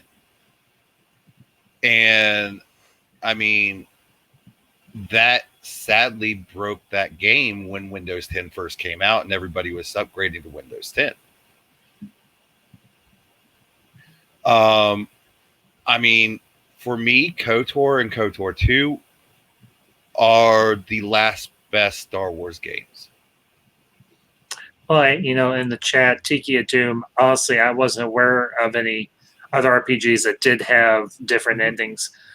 But well, like I said, the first widespread multi-ending game. Yeah. I mean, a lot of games had multiple endings, but with KOTOR, they were multiple fluid endings. Like, you can lose a companion and the ending was completely different to some extent or another. Or you could turn everybody against each other and you're the only one alive at the end. And I mean, it's literally one of those games that, I mean, it's beautiful in its own right. Yes. If they were going to do a remaster of a game, that would be one I would fully support. Yes. Though I would make sure that it's put into capable hands, especially with a lot of the game developers nowadays. I agree wholeheartedly. Yes. Yeah, because honestly, you don't want to give this to a fly-by-night developer that's going to completely screw the pooch. Oh, sorry. I had something in my throat. I know you were saying something, but I didn't quite catch it, but that's okay. Activision and EA. Oh, okay. Yeah. I think everybody as a gamer, it be casual or hardcore like myself, I mean, it's literally to the point that we distrust a lot of companies that we grew to love when we were children.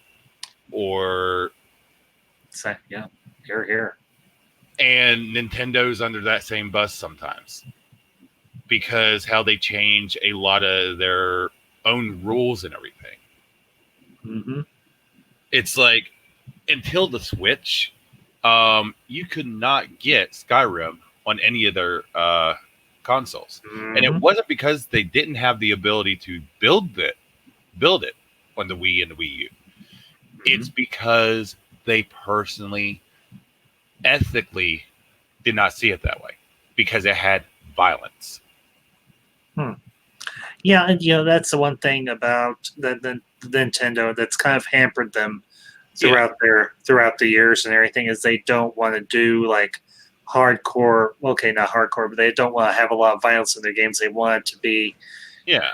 They've marketed their games and everything towards children or teens or whatever. And here's the thing: a lot of adults go to Nintendo for the simple fact that it's nostalgia. It's what we grew up on. Yeah. And the sad part is we remember the days when Metroid and Contra were things, and they were very violent games. They were, yeah. Absolutely, And I think, honestly, the gaming community has gotten a lot more savvy, has gotten a lot more slick and everything about saying to these developers, this is what we want, this is what we expect, and what's going to make or break you. I mean, keep going, but I mean, go ahead. Like, it's literally to the point where us as gamers, good or bad, we are literally shaping the game dev community. Yeah. I mean, there's games bottoming out for the simple reason that they listen to their gamers, but they didn't listen to all their gamers. Yeah, I would agree with that. You know, I think the biggest thing, and speaking for myself, because I am to an extent a gamer, I'm not primarily that. I've played video games since I was a kid. Yeah. But the thing that I have come to expect in some ways is I want interesting characters that are going to engage me. But the other thing I really want to see, and I'm hoping that we will see with these next generation of platforms, or not platforms, with the PS5 and the Xbox X or whatever it's called, the giant brick. Yeah, the garbage can, as we call it. Series And- X and the Lockhart. Those Yeah, two and models. honestly, us ITs are looking at that thing and going, how are you keeping this cool enough for it to even run 2 hours? And the thing I'm hoping to see is innovation. That's the one thing I really want to see is innovation. Yeah, and being someone who has been a PC Master Race fanboy, who went to console and started on console, to be honest. And we sat there, and the kind of people like me sat there and go, all right, I do love my PC better, but at the same time, the PC is growing stale and stagnant because they do not have a equal playground with its competitors, which are the consoles. And I mean, the console wars against each other, I mean, that's microscopic to what our views are. I mean, we want something that will say, here's something that will last forever, and upgradability, this and that, as a console, a gaming platform solely for gaming, for less than what we're dishing out in our computers. Yeah. And I mean, it's a really sad aspect, but it's getting closer and closer. Yeah. I mean, PS4, I mean, they opened their guts to everybody. I mean, you could open up, change the hard drive, and so long as it was not actual heavy physical hardware, you could repair it. Xbox, on the other hand, the second you open that first tab on it, you broke your warranty. Yeah. No matter if it just dropped or you accidentally bumped into it and broke the tab, your warranty's gone. And I mean, that kind of closed in system, it's like, yeah, I can understand not wanting modders to get their hands on things and really tweak something in that will make them superior than the rest of the community. But at the same time, you want the flexibility a PC has. Yeah. Well, you know, and I don't use my laptop for a whole lot of gaming. I do have Steam on here, and I have a couple of games that I do play from time to time, but I prefer my console. Yeah. I've always played on consoles and everything. And for me, it's a lot simpler in some ways to play on my console than trying to get all of the little pieces that you need to do laptop or PC gaming, because it can be it can at times be a pain in the neck and everything to get I mean, that too. Yeah. I mean, a single graphics card could run the same amount as a console. Pretty much. And I mean, sure, you don't really need that much power as a gamer. In fact, there is a limit zone as a gamer that you want. You do not want to go too high into the workstation systems aspect of things because you're going to ruin your gameplay experience and actually, in truth, actually lose FPS than actually gain it. And when the top of the line gear of a PC costs as much as a brand new console, that strays a lot of people towards console gaming. Yeah. And then there's the whole aspect of exclusive gaming towards consoles too. Yeah, that all right there is that can sometimes be a pain in the neck because there are a lot of games. I mean, a lot of games that for the original Xbox that I absolutely love that you couldn't get for any other system, and that for me was so infuriating. But now, with the advent of downloadable games, downloadable content, you can download these old retro games that you played on another console, and you have them on the one you're on now. Yeah, I mean, just for example and everything, if you have a subscription to, I think it's PS Now on the PlayStation 4, they've got pretty much the entire catalog of Star Wars games that were popular back in the early 2000s or anything like Jedi Starfighter and Bounty Hunter with Jango Fett and some of the others. And you're like, okay, this is a good thing. Yeah, and while I will admit game streaming has gone a long way, it's still not where it needs to be. But at least it's out there. And that's a start. Yeah. Well, you know, like the Google Stadia, that failed miserably. Yeah, I mean, the Google Stadia had so much potential. The Steam system that they're bringing out with the streaming, it's a little bit better than the Stadia, but so far Xbox and PlayStation has the best rapport when it comes to those two very specific things: game streaming and downloadability. And I mean, I may be wrong on that, but that's just my personal opinion to it. I mean, consoles currently literally have a more stable system for the streaming app system ideal that even PC does not have yet. We have it on our PC, but I mean, it's still a little bit too expensive. It's still too much into its infancy to really get overhyped about and say this is great. But we can at least admit it's out there, it's getting better, it's moving forward.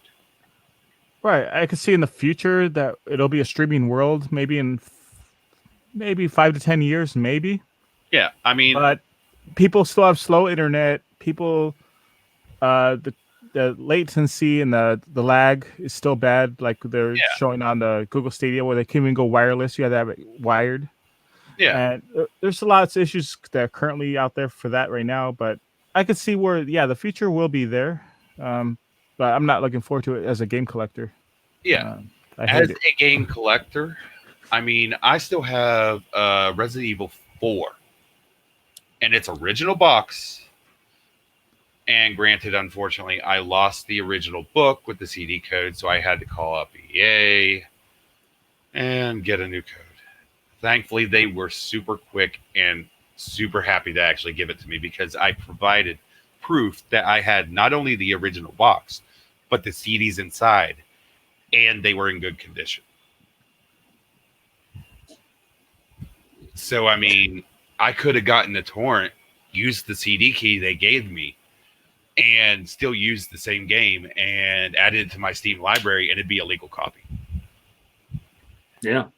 Well, you know, and just speaking purely as a consumer and everything, and a gamer, not anybody that has any type of technical knowledge or anything that has to do with knowledge of the industry itself, seeing the advent of downloadable games, downloadable content, and all this other stuff for gaming, as someone who has seen the evolution of games, at least from the 1980s, Yeah. it's like it was like when the first Xbox and the first PlayStation came out, it was a quantum leap, and now we are teetering on the precipice of, and I say this not as an alarmist, but as a fan, as someone who cares about it.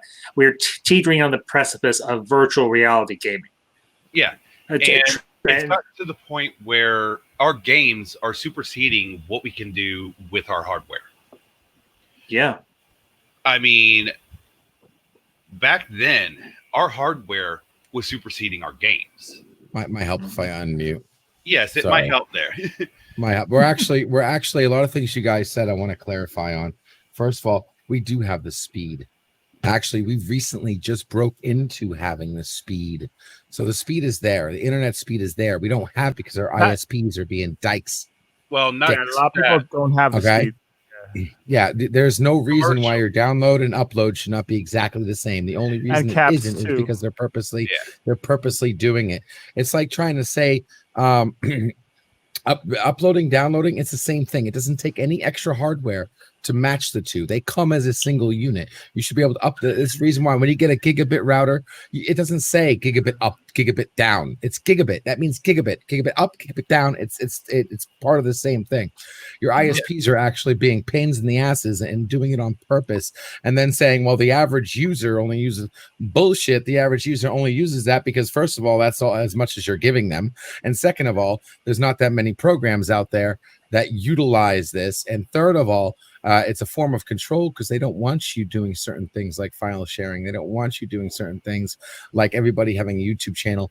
The average ISP gives you about 5 megabit upload. That's not even enough to stream YouTube. Yeah. That's not even enough to do one stream of YouTube, let alone anybody else in your house trying to do anything. Okay, I had to get 20 megabits. It's horrible. So we have the speed. They just need to flip the damn switch, and we need to force them to do that. Make them want to actually flip that switch. Second, hardware, super advanced. We're not only into virtual reality, we're already breaking the walls of augmented reality games. Yeah, I mean, okay. If you ever play Pokemon, if you play that Pokemon game, that's an example of augmented reality video games. We're actually going to find a street, and the video game's telling you something's in front of you, like you're playing Ghostbusters, right? You got the and you don't even need a freaking headset for that. Yeah. Yeah, it doesn't look lifelike though. Like if you have augmented reality and it being realistic, I think then you're there. We don't have that yet. Yeah. Oh, it's coming. Oh, don't get me wrong. The end game is basically what, right? Contact lenses. You can just sit back and be in your own holodeck. Yeah. We can always get better and better and better, but or projected into a room. Yeah, anything. Projected reality would be what we can have right now, and what we have right now is not the same. So we're not. There's a huge gap. So I just want to make sure that we understand if a company did it right. We have the ability to pretty much get the speeds we need to an extent.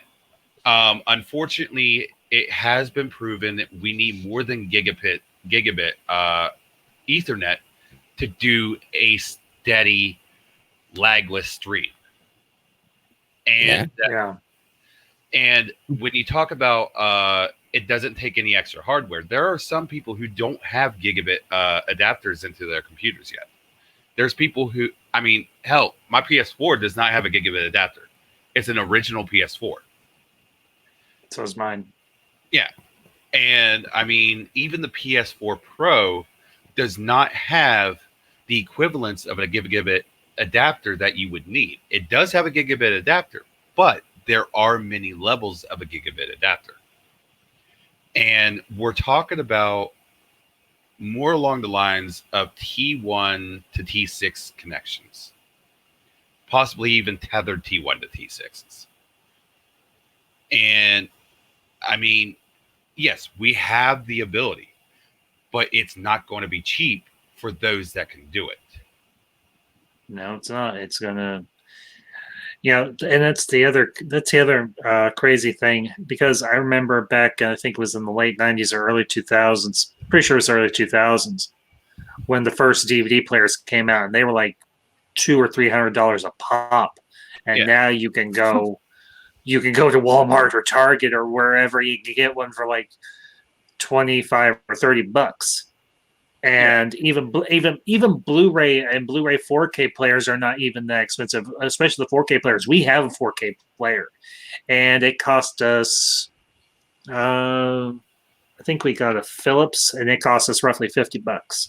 Yeah. Which, if Really? you think about it, 4K? Oh, shit. 4K, which was not that bad.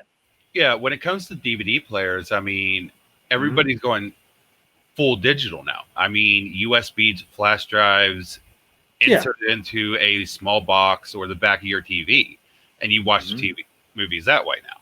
Yeah. And to be honest, I am surprised discs are still sold instead of USB drives or NVMe. I mean, I can understand it commercially. There's a lot of people still relying to the disk drive system, but more and more are getting rid of their disk drives. Like in my computer, I don't have a CD drive of any kind. I mean, that kind of hinders me on all the old games that I have that I love playing, but I mean, so long as I own a copy, I can at least apply for a digital copy. Or could buy an external drive too. Yeah, that was the exact same thing I was about to say. I mean, external I have drive that. are an option still too. I mean, I personally don't have the money to go get an external drive, but I mean, I have the necessities to play in today's era.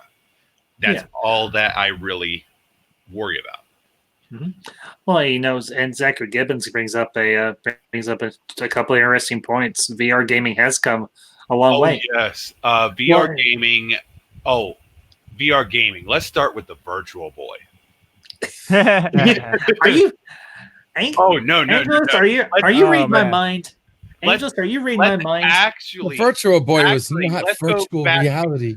It was not. It was a complete was not. false advertisement. Bull crap. Let's actually go Was, and I back. didn't even further have than- one. Let's actually go back further than Virtual that. Boy. The arcade virtual reality games. Like Battlezone? Or are you talking about like a wireframe? The Yeah, wireframe Vertex, virtual reality. VR 3D area where you When you had to stick your head inside like a little thing on the video arcade, and you were literally in a gyro of some kind, and Yeah, I remember seeing those. I never used one, but I remember them. yeah. To explain the aspect of how far we've gotten with VR. First time I saw one of these contraptions was like 1986. And the beauty of them was just, oh my God, this is the future of gaming. I mean, yeah, it made a lot of people sick. The Virtual Boy made a lot of people sick. The headaches, yeah. The headaches, the I have nausea, one. everything. And you could not sit there and play it for hours and hours and hours like a true gamer would. No way. So to say that that was the beginning of VR, the old arcade systems in Virtual Boy, even though Virtual Boy was not true VR, it was a step towards true VR. It was. Yeah, it was based on real VR, but they cut back on the pricing of the internals of the Virtual Boy. The original idea had the potential to be actual VR, although a little clunky. I mean, then again, what did you expect for something so new? But the Yeah. VR they had in arcades at the time the Virtual Boy came out, that was more like real virtual reality with Yes. polygons and stuff. Where they put you in like pods and you have to go around like with a little trigger thing, and like you remember that in the mid-90s? I forgot the Yeah. names right now, but that was pretty cool. Yeah, I remember one of the VR games I wanted to test out, but due to having seizures, I could not. Was Battle War. Pretty much, you were a robot, and the polygons were meshed up just enough that you actually got a physical body instead of just a mesh scape. And you went around, and you were a robot fighting other robots. I mean, that was the start of the VR push. It took years upon years to get that into a actual commercial application. And the first actual commercial application was showing a lot of similar symptoms to the Virtual Boy. The nausea, the headaches, the dizziness, the spinning, everything. You couldn't just sit there and play VR for hours and hours and hours yet. But we fast forward now, everything's smoother. The frame rates actually line up together correctly. Less headaches, less seizures, less everything. Yeah. It's more comfortable. It's lighter. It's got several different advancements, all the way up to full body modification like Ready Player One. Mm-hmm. And that kind of full body modification typically was set up only for studio expertise systems to create wireframes and whatnot for CGI and all that fun stuff. But now we have that kind of technology shrunk down, similarized, and we're capable of providing a full VR experience. Mm-hmm. And from VR, we could include augmented VR being on its way. Yeah. And I don't know how that will work, given how VR limits your literal surroundings. You cannot see anything except for the game, unless they make a peripheral aspect Camera of VR. Or camera integration or transparent LCD, which they already have. Yeah, transparent LCDs are beautiful. They're still in their starting phase, but they're still beautiful. But guys, just let's just call it what it is, right? VR isn't anything special in video games. Video games is VR. It's a form of VR.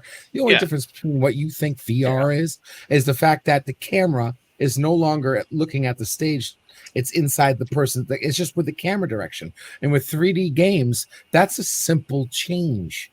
That's a very simple change, to have the camera being steady on a third-person object and putting the camera inside the front of a car. And you've seen this before. You play racing car games, you know what I mean? The camera's in the cockpit or whatever. That's it. You times that by 2 cameras, put one on this side, one on this side, VR. Done. Nothing special. Nothing new, no special technology. We've had VR since the first video game was freaking created. That was a form of VR. All we're doing is just adding up top of that. Now we get to augmented reality. It's the same thing, but now you have to process not only the video game, but you have to process the input of everything around you.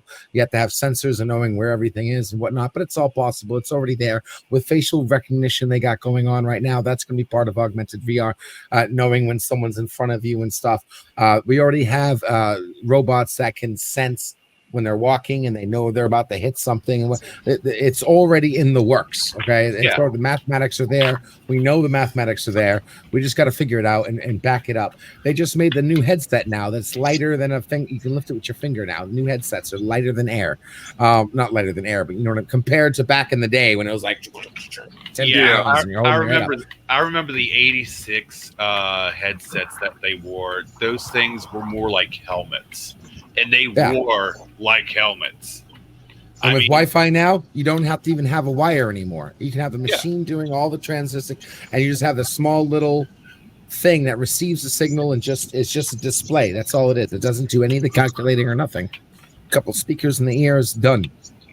Mm-hmm. Yeah, and with pretty much most cities, not all, my city does not have it, and that's free augmented Wi-Fi. Wherever you go in the city, that allows to have a cityscaping to future augmented VR. And the problem is what company is going to be in charge of that? That's the problem. Elon Musk is firing satellites in the atmosphere to do just that. Yeah, I mean, Elon Musk, he may have a lot of stupid ideas, but he's actually rather smart. He's a genius in his own right, but he's also stupid in his own right. Yeah, I will say this about Elon Musk. He is our Zephyr Cochrane. Yeah, he's going to get us to space if he has to drag us.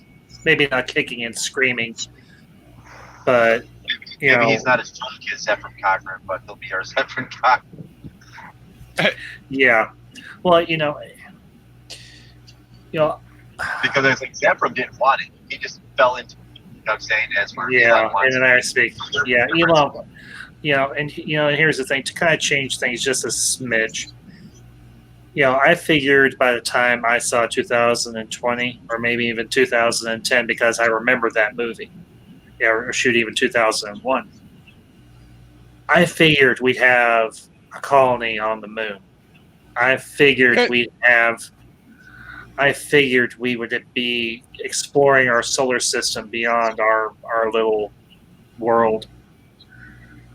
And we're not going to do any of that until. Sorry. No, it's okay. It's all right. And instead, here we are at 2020, and we've got a bunch of jackwits. Yeah. They're going around tearing down statues, banning people, canceling stuff that they don't like, and I'm thinking, my guess it's going to turn out to be like it's not them. It's not them, dude. You can't blame it them. literally is not them. I mean, the SpaceX and all the other odysseys that were out there. I mean, the reason they could not fly was basically due to NASA and the U.S. The Russia's ideal of it, North Korea, South Korea. I mean, as a joint, all national satellite system. Every time we get a new president, NASA gets a new budget, whether that's good or bad. And lately, most of the presidents that have come aboard have severely taken money from NASA that could be used for such things as space exploration. And the budget gets rewritten. Guys, I don't even want to go to space, or we're not ready for it yet. We got too much to fix right now. I don't want there to be a video game that makes worldwide VR. We need to fix our economy. We need to fix our society. We need to get off of monetary. We need to get off of money. We need to get on the Star Trek life, on the Trek life fast. We need to fix ourselves before any of this extra stuff happens. Because if we don't, we're going to turn into one of those corporations own cities bullshit. Everyone has no freedom. Everything's tracked. Everything's no privacy. We're going to turn out like the Expanses. 2.5, 30 billion people on Earth. 2/3 of those people are on welfare. 1/3 of those people work, and 4 billion people went to Mars. And all the rich people went to Mars. And started their own government. That's what it's turning out to be, man. We're heading. I mean, like right now, the Expanse is the most prophetic sci-fi there is. That's where our kids are headed. Yeah, I mean, not to talk politics, but I'm trying, dude. I'm trying, boss. But yeah, not to talk politics in that aspect of play. Star Trek started as a political statement, and I'm trying, my friend. And it's a very interesting concept that a lot of it would work. Should we, as a collective people, agree to it? Absolutely. That's the problem. That is the problem thereof. We're not agreeing on anything right now. Right now, we're ignoring. That's the problem. Right now, no one's agreeing on anything. We are ignoring. We're allowing. No, we are not. We are not ignoring. We are aggressively attacking our own friends and family just because of their ideals. Correction. We're ignoring the solutions that could fix the problem. Yes, that is a better way to put it. Let me rephrase that, because we're not ignoring. You're right. I agree with that statement. We are ignoring solutions. And every time I go to vote for the next president, if the answer to voting for the president is who is the least of the worst, I don't want to vote.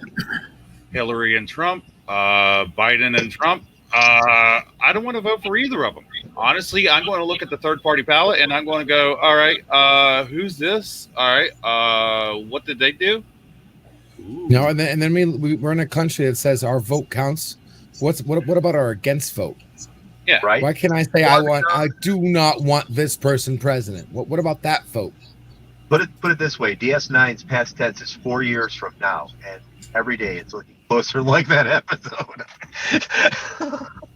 Well, you know, and T-Berg and everything, he brings up an interesting point. Evolution is always painful. We are currently draining the shallow end of the gene pool. Please stand by. Pours in a truckload of chlorine.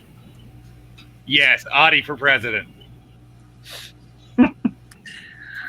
At least we know that Adi would actually listen and try to push for what's I'd vote right. for that. I'd vote for that. Matter of fact, send me mean, that image. There is more to our ways of governmental policy that we need to go towards, other than just our president. Though, I mean, we need to look on the local level, the state level, the Senate level, everything. And until we get that perfected, we're going nowhere. Yeah, you know, and I wholeheartedly agree. You know, is our system perfect? No, it isn't. But is it the best system that is out there currently, even for its faults? Yes. I'm a realist. I know that I'm a realist and I'm an optimist. I know that the system, in some ways, is very broken. But at the same time, if you look at the other systems out there, they aren't any better. Yeah, there are some that work very similar, use our very similar ideals. They added in a few things. They work just as good. They have their own problems, but they're just as good in the retrospect of finality. I mean, there are others like the full-on communist regimes, it be communistic corporative or communistic socialism or communistic democracy or whatever you want to put it, whatever you believe in, those fall so fast. Yeah. I mean, in truth, a theory is we need a hybridization of all sectors, but we need it in a democratic manner. Yeah. I mean, we need to get off our feet. We need to essentially push forward and be open-minded that, okay, this part of the issue is not working, but we need to push forward to make a better solution for it. Even if it means literally taking a part of another system and replacing it with it. It's like Legos. Yeah. Everybody loves Legos, but nobody loves the grueling task of taking them out of the box, dumping them all over the place, and organizing them. Yeah. The second we get everything organized, we can actually start building. And we have the building blocks. We just need to organize those building blocks. Well, you know, and T-Berg brings up a good point. The Constitution and the Republic were created by men who had much harder, shorter lives. And the descendants who have the easiest lives are literally tearing it up overnight. That's not because the problem is we've had so much innovation in terms of technology, and unfortunately it has, to a degree, maybe not my generation or any generation that's represented in this stream, because I'm not gonna ask. It's not that particularly important. The generations that have come up after us, they have had it too easy. Not to mention, you've had parenting and the family being severely hamstrung by, and I'll just say it, and I'm by no means a conspiracy theorist. Never have been, never will be. We've had the family structure be severely hamstrung and broken by social engineering, by certain parties and everything that I won't name here. I could, but I won't. Yeah. And it has caused a very decisive rift in not just American society, but in world society and world culture as a whole. Yeah, I mean, world ahead. culture is one of the perhaps most intriguing aspects of politics. Like, just because your laws are passed in your state or your country, or no matter how finite and how fickle it may look, it affects the whole world. It makes people go, oh, what are they doing? How are they going to recover? How are they going to keep this going? What is their ideals that keeps things ticking? And eventually more and more people start slowly easing into those ideals, those aspects, those roots, and slowly working into a working life block that you have, should you have it. And I mean, not everything's going to work just how it's supposed to work, simply because it's good on pen and paper as well.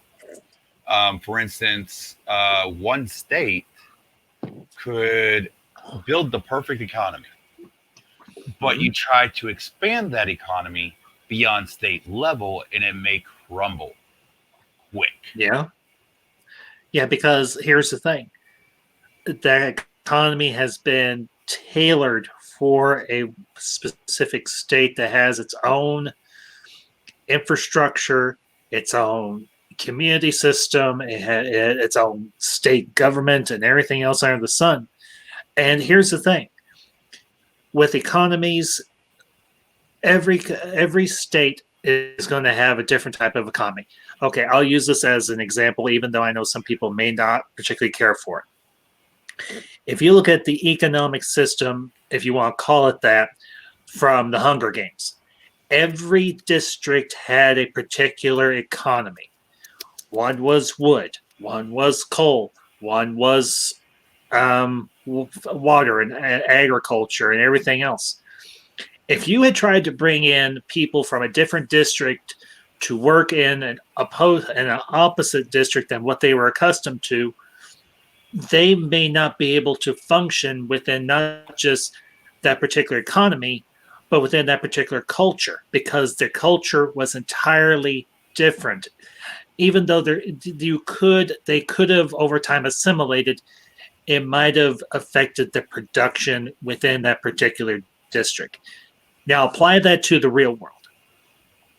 If you've got so many different cultures in the United States alone, you've got Caucasian, you've got African American, you've got Latino, and everything else under the sun. You've got geek culture, you've got gamer culture, you've got corporate culture, you've got blue collar, white collar, anything and everything under the sun. Yeah. And everything can be a culture. Yeah, quite literally.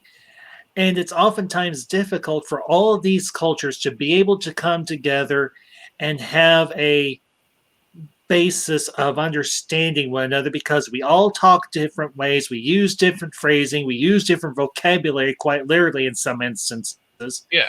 And then you toss on top of that generational drift. Yeah. And I mean, as an example, for one instance, where around here we call a holler, other people may call a valley or a sink in or things like that, just when it comes to verbal differences. And the only way to really get the bipartisan unity that you need is to close those gaps. Yeah. Which is a education issue all in itself. And nobody likes their education tampered with and set into one rule, because they're so used to what they're used to. Well, and to the chat, John DeMarco, believe it or not, this is all kicked off by a discussion about us returning to space. And video games. Yeah. And video game. Yeah. So anyway, the crazy thing is there's a line from a show that I've mentioned last night and that I talked about on my channel. It's called Babylon 5. And there was a character on there who had whose father died. And the father actually made a very interesting comment that I think holds a lot of weight, and LGD, you kind of hit upon it just by sheer accident. The character's father, Susan Ivanova was the name of the character, and her father said a few years before he passed because of cancer, humanity should not go to the stars until we have learned to live in peace amongst ourselves here. And I think there is a lot of truth in that, particularly now. Yeah. We need to. It's going to take work. It's going to be hard as all hell. Yeah, we need to unify as one, but not at the aspect of what a lot of people call the one world order. No. We need a aspect of individuality, but at the same time, a governing system that can govern all systems and work together with all systems, but not be over top of all the systems. We need a system that allows an actual that allows for, I don't know how to say it because I hate how I believe in something I don't know how to call it, but a system that actually does pure freedom.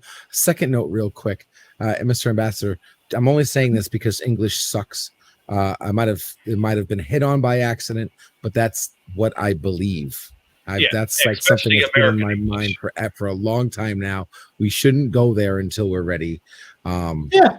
That's built into my entire mindset. No, I agree. I agree. And I think I'll admit the English language is perhaps the worst when it comes to American English. We make up words just because it's cool. I agree and disagree. It's a great tool. The problem with the English language is people care what you say, not what you mean. And they don't use English when they need to. If I say something you don't understand, especially as something that sounds racist or sounds bigotish or sounds arrogant or sounds privileged or sounds funny or whatever it sounds, people argue right away instead of saying, stop, wait a second. Let me not listen to what you said. Let me try to hear what you mean. And let me use English to be able to further that. That's where English sucks. Is that people don't do that. They stop at what you say, and then you either get kicked off or you get agreed with or you get banned from Twitter, whatever. You need to, it's all about what people understand. Everybody speaks as what's called implied English. You try to understand what you think I'm implying. No, don't effing do that, because how am I supposed to say words to a meaning I don't even know yet? That doesn't make sense. Okay. I have a meaning in my head right now, and I'm using these words to try to communicate that. So if you don't get it, don't skip 1, 2 to 5. Yeah. Follow the line. Where did I lose you? And then use English to say, well, did you mean this? What about this? What can you clarify on this? Like, you don't even get that anymore. You know what I mean? It's just like, oh, no, that's wrong. You just pissed off. Shut up. That's not what I said. And then when you tell them that's not what I said, they take that the wrong way. Like, I'm trying to meet you halfway here. You didn't understand me. Allow me to clarify. No, you said blah, blah, blah. You can't take it back like it's written in stone that those words came out of your mouth. Now you're labeled as a blah, or labeled as a blah, labeled as a blah. I mean, you'll never get that with me. The reason I have no filter is mainly because I personally just don't know how to get out what I want to talk about sometimes. It's like, it's in my head, it's perfectly constructed, but by the time it gets to my mouth, it's like, that's the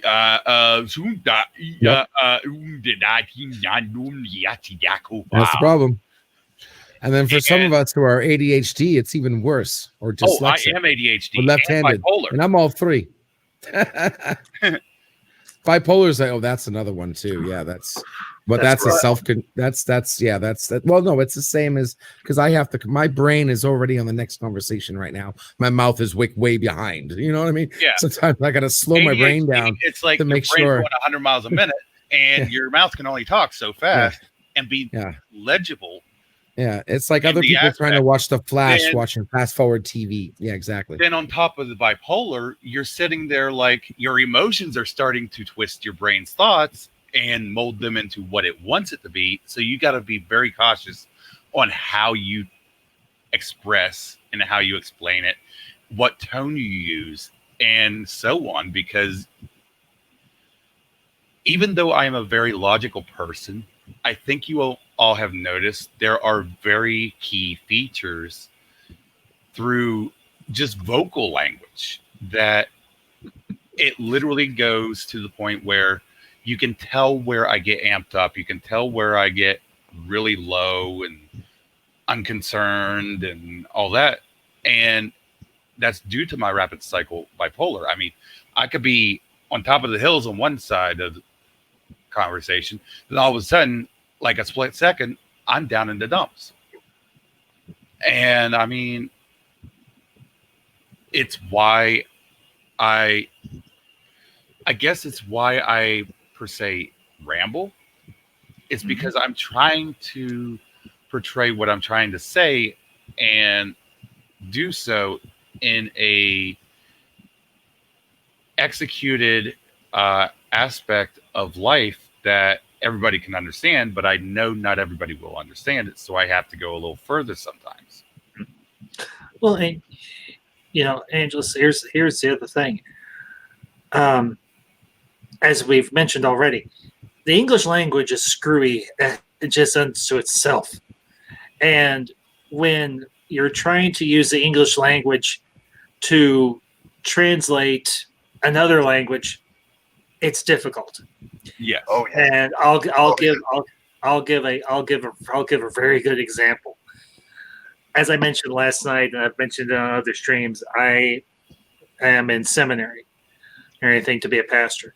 And one of the requirements for being a pastor is you have to say both ancient biblical Greek and ancient biblical Hebrew.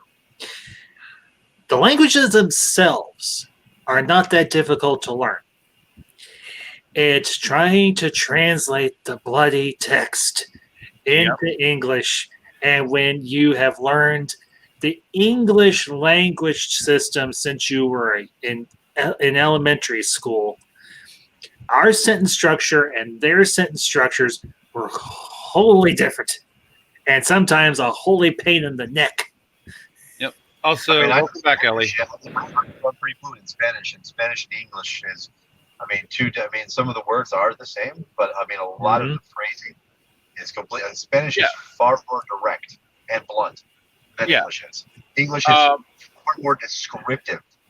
We have so many descriptive things to say in a sentence about, as where I can speak to someone in Spanish and tell them to do it fucking 3 times as fast as I could in English. Yeah. You know what I'm saying? And just not to mention, we have varying levels of versions of our ideals. Like, for instance, I mean, oh my God, that's a bunny rabbit. But it's the Playboy bunny. Yeah.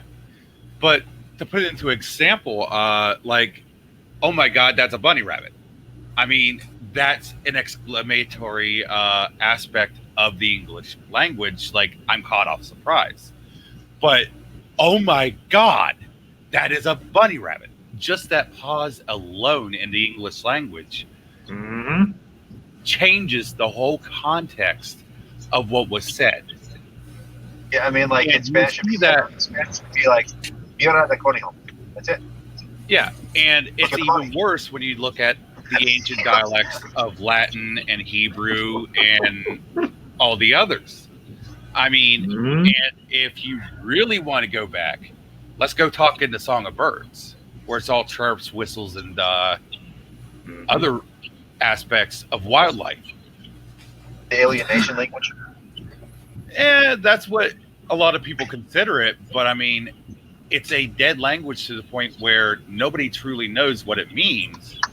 Thus, we understand the concept of it, so we make fun of it.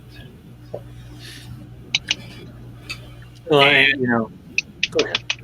And when it comes to Latin, it's a dead language, but it is a language that still today is needed to read and write in various other languages. It is a founding building block. I mean, Latin is it's a base language. Yeah. A lot of different languages. Yeah.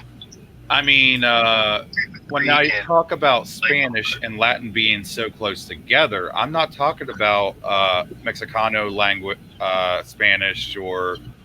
I mean, because Portuguese is completely different from Mexican Spanish, and Spain Spanish is completely different from Portuguese, and I mean, even different areas of Mexico have different dialects and different ways of speaking. And to be honest, you're talking about closest to Latin dialects. Yeah, and the closest to actual Latin is actually Portuguese. Yeah, I could probably see that. I mean, I've read a little bit of Latin, but I mean, it's like the base words are there. The structure, the sentence structure, and the base words are there. I mean, you use that for the phrasing. You know what I'm saying? Yeah. I mean, for instance, the English language is Greek. You know what I'm saying? We have a lot of Greek in our language. You know, and it's just that's the base. You know, I mean. Yeah, I mean, for instance, Angelians, the last word in my screen name here, it is so simplified that it means several things of the same aspect. Yes, it does. But at the same time, the several things of that same aspect are differing degrees and differing aspects of it, like heaven. You spoke about heaven having the meaning of sky and the place where God lives in the Hebrew language. It's the same with Latin. And Latin is also without most verbs, pronouns, and such. Yeah, it's more blunt, more direct. I mean, Dios, that's God. So, I mean, oh mio Dios is, oh my God. Yeah. I mean, Set Damiano. It's a very reliquary aspect that means 6 different things in 6 different contexts. Yeah. Well, and you to take Set Damiano into Udi Versitas, you literally take into God's will, God's way. But if you do Set Diamo Ace Deci, it means a completely different aspect of Latin. Set Damiano's God's will is no longer there. Are Asian dialects by far. It is the hardest shit for me to learn. Yeah. And, I mean, even diving into character structures and tones. One word can mean several different things just by the tone you say it. You know what I'm saying? I mean, it's insane. You know what I'm saying? No, not even with the tone. Even if you say it the exact same tone, you still could mean 5 different things. Yeah, like fuck you. Fuck you. Yeah. Fuck you. There's one I mean, I could have meant that in 3 different ways with the same exact tone, same exact phrasing, same exact wording, infliction, and speed. I mean, I could have said "fuck you" like a friendly "fuck you." I mean, I could have said a "fuck you" like "let's go fuck," and then I could have said a "fuck you" like "get the fuck away from me, my motherfucker." audio I'm gonna keeps kick going your out. ass. Damn it! What the hell? I'm sorry. Okay, I'm back. Yeah, right. It's like, no, dude, I won $1 million. Fuck you. Bro, I just screwed your sister. Fuck you. Dude, you're hot. Fuck you. But, I mean, this is like dude, I'm sorry. I took your wallet. Fuck you. But there's a girl I've seen who does conversions real quick, and she'll tell you the intonation. And the one she said she was it was like Miha, all right. Hello, lady mist. She's like, this is how you say it, Miha, and that's like, come darling, come and eat. As where Miha was like, eat dog. You know what I'm saying? Like, so I mean, it can very drastic different things. You know what I'm saying? Like, if you get it wrong, you know what I'm saying? Like, I mean, and so I mean, it's very hard. I mean, that's teamwork. Cantonese and shat. The fuck shat. Sons of butcher. Well, and here's the thing, the F word is actually an acronym for a legal term. And I think it's also It's also a noun for an action. Yes. And an adverb for a emotional expression. Yeah. That's crazy. Oh. Hello. How you Hello, doing, Spirit. buddy, man? Hello, Cthulhu Bunny.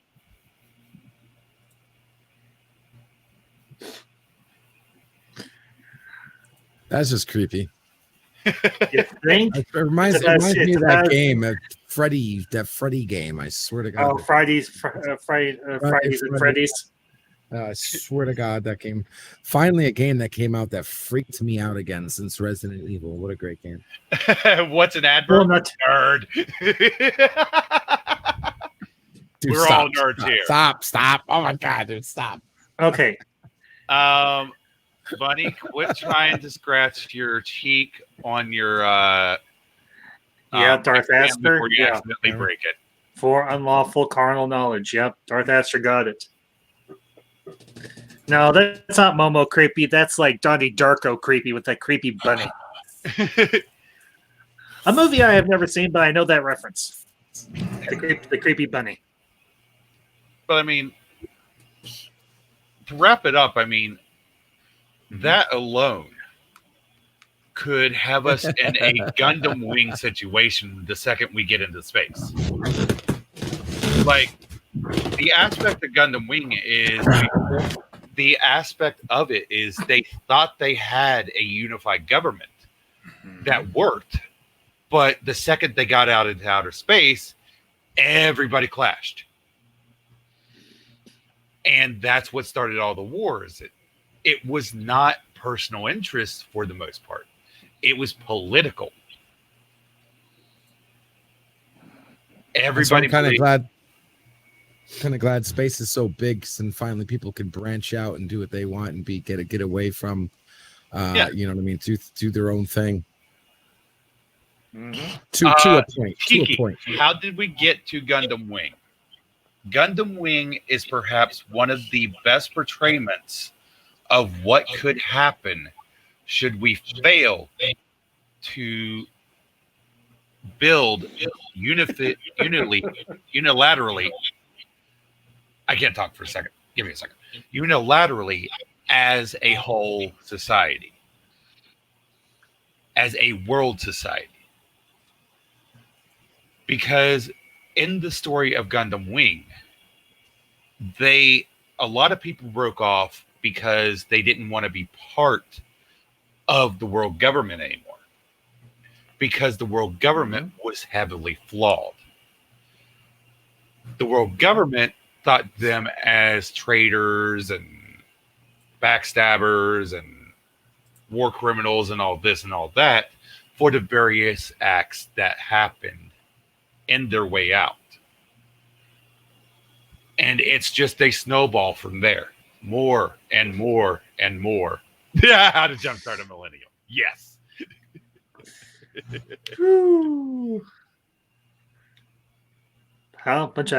Okay, I'm gonna quote a John Wayne movie. Bunch of screeching engines out for hair is a better way than I know. Yes, T-Berg and Jason. Anybody gets it?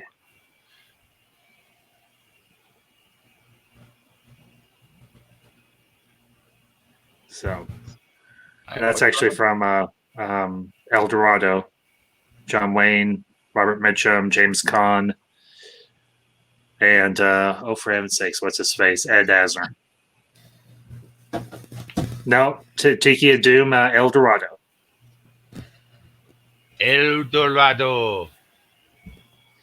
Great movie. Yes. Not Road to El Dorado, although Road to El Dorado, the cartoon, it wasn't bad. Yeah. You can't go wrong with Kevin Kline and Kenneth Branagh. Well, you can, but it's very, very rare. Yeah, and Rosie Perez. If anybody remembers her. Yeah, vaguely, but yes. She's one of the few people I actually slightly know by name. Mm-hmm. She played the one, I think it was Aztec or Incan or something like that. T-Berg, I get that reference. Yeah. Even though a lot of people hate that movie, it's a guilty pleasure of mine. It really is. Yeah, Wild Wild West. Love that. That's a movie that's so bad it's good. Touch my breast. I don't want to touch your breast. Go on, touch it. He's like, ooh, I'm hard. And the conductor's like, I knew it. And sad part is they weren't really meaning it in a sexual manner. I know. But the conductor took it that way. I know.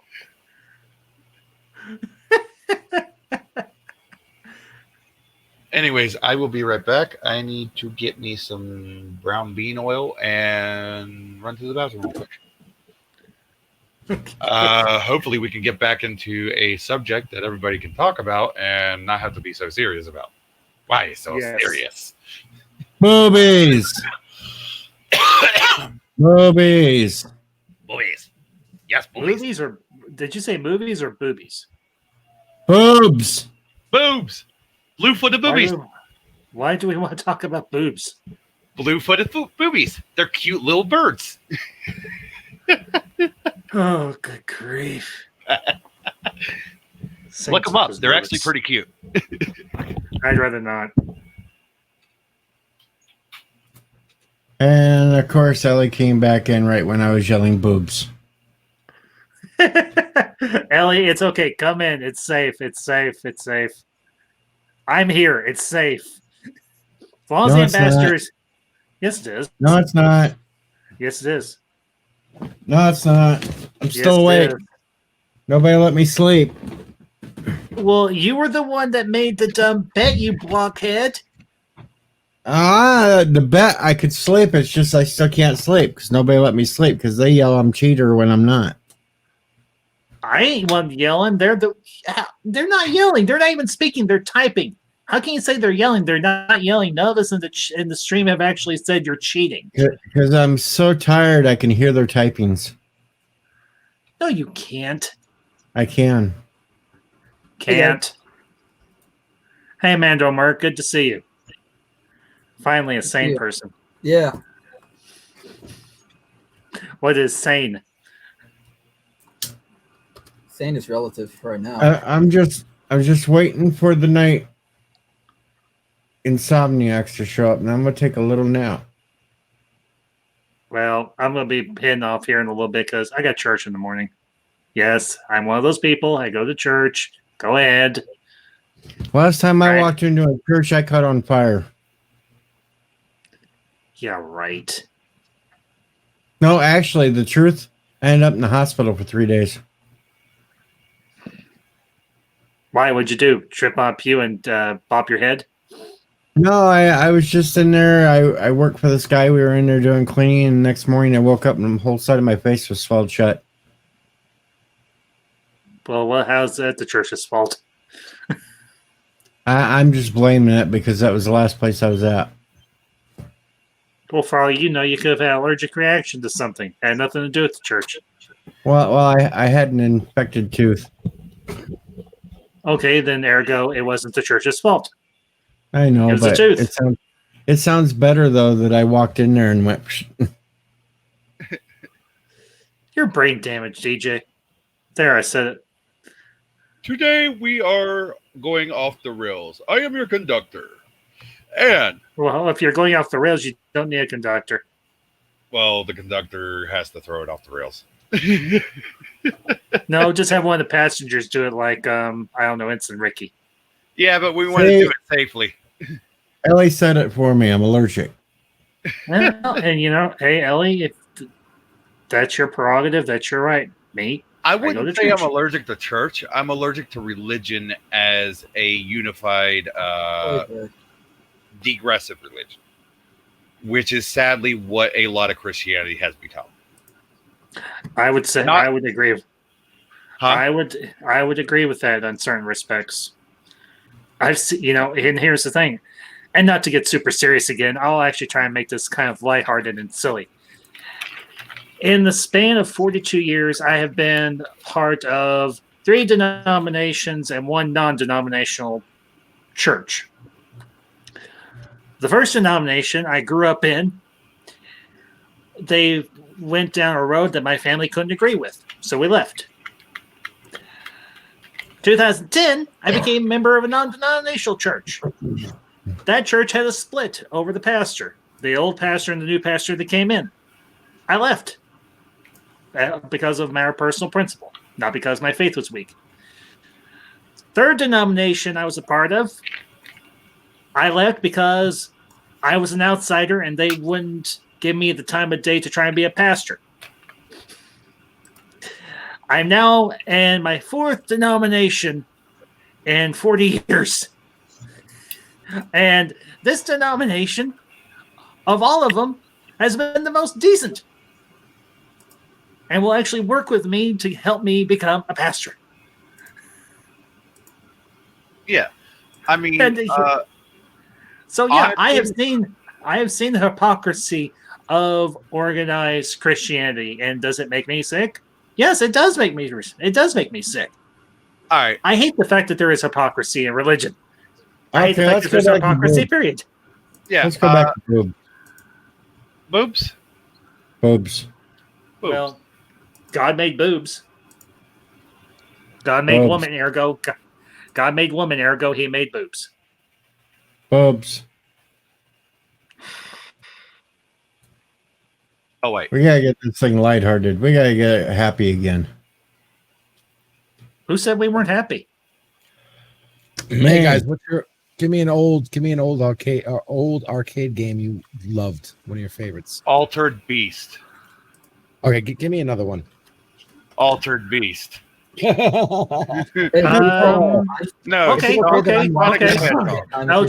LGG, I can give you one. Galaga. From one guys that's not like famous, like off the ball. I got Okay. Galaga. I got like an off the Look, the ball. crowd's agreeing with me. But Well, it's Ellie. Of course she's going to That's agree not with me. Ellie. That's Zachary. Orville family, that's Ellie. Zachary Gibbons up on the screen right now. Yep. Yes, back to I boob. know. Oy vey. There you go. Let's talk about movies. Must we?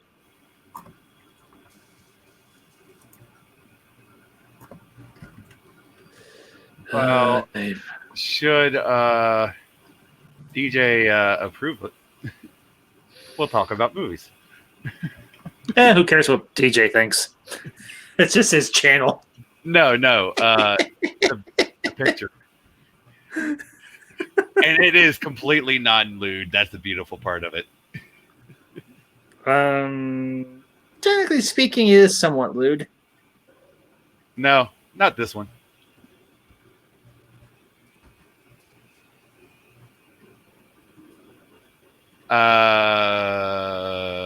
Ellie, do we need to have I that think kind we're of going to talk? mute them.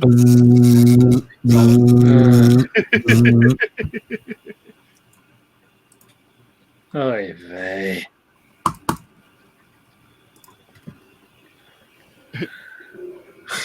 Ellie, don't make us explain the shocker to you again, please. Oh no, she don't need explanations. We had pictures. All right, so I was left Grief. sometimes you guys. but I just hope mute mine. I just hope that they weren't the pictures weren't of actual use, but just like illustrations or commercial material. Well, it was the actual devices. Okay, just as long as the actual devices weren't being used. Kind of had instructions with them. Mhm. I now know what what's to do on with the shocker. Shock blocker.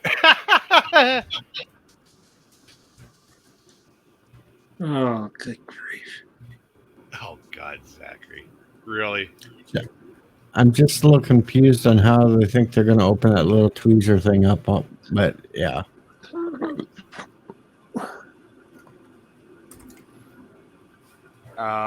It sounds like Ellie, me and you need to make a demonstration of how those toys work.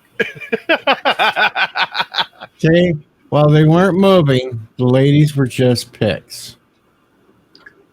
Oh, for Pete's sakes. In the immortal words of Giles from Buffy the Vampire Slayer, the Earth is in fact doomed. Funny they were banana shaped. Nothing like those facial massagers they sold to women back in the 80s.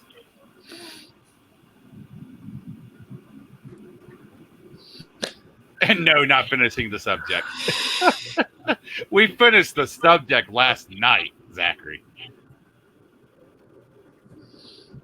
No, those demonstrations are not allowed for said streaming, unfortunately. You think? At least not on YouTube. Yeah, not on YouTube. I mean, you could go to Pornhub and find several demonstrations of it. No, thanks. I'm happily married. I'm good. Mando Merc, you're being suspiciously quiet. What are you doing? Flying a game. He's playing Altered Beast. What game are you playing? Altered Beast! I didn't ask you, LGG. I was asking Mando Merc. I'm actually playing Star Citizen right now. I'm streaming it at the same time as with you guys and playing. What are you playing again? Star Citizen. It's a game. Oh, okay. I've heard of it. Ellie says you cannot and will not find me on Pornhub ever again, and I say that too. You cannot and will not find me on Pornhub ever again because I made sure they took the videos down. Wait, there were videos of you, Ellie? What? No, not Ellie. No, Me. DJ. Okay, Now, when you say find you on, No, get out of my head. No. We just ruined the pastor. You can't ruin me. I went to Angelus, you can't ruin me. I went to high school in the 90s.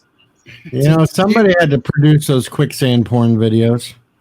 I was going to say, was she speaking about as a user, as a content provider? Had in existence for shipping. I don't want to know. And Harry, sure, yeah, Brescia Moy, absolutely. Russian for, oh my goodness. I don't know, Harry. I can't see any buffering on my side. It might just be that. Yeah. And you can ask anybody here. My net likes to suddenly drop out of nowhere. Well, and speaking of buffering, I'll say one thing that the ambassador enjoyed from the 90s was a certain character by the name of Buffy Summers who did a lot of slang. Honestly, Ellie Ellie said- piqued my curiosity a little bit here. Ellie says, biggest mistake in my life. Want to know why? Sure. No. This is one of my favorites. What was? R-Type. R-Type. Oh, okay. What and Angelus, what piques your interest? Ellie has piqued my interest. Oh, Elias. Well, that's 3 so far for piquing interest, so I think we're winning. It's not piquing my interest. I'm actually going to go pray for your immortal souls. To be honest, at the point in my life, it's kind of lost for a while. Nothing is ever lost. Oh, she paid for it. Oh, you subbed.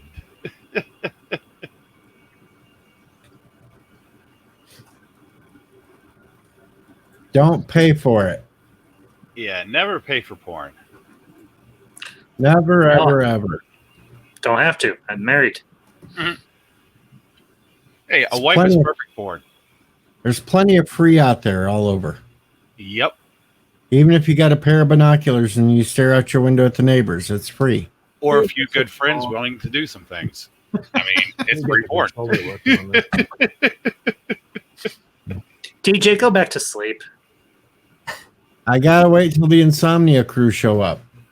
No, you don't. I've We'll been here since yesterday. I am the Insomnia crew. Angelus, go to sleep, man. Get you some rest. If you can. Yeah, I wish You know, I actually could. You know, the crazy thing is,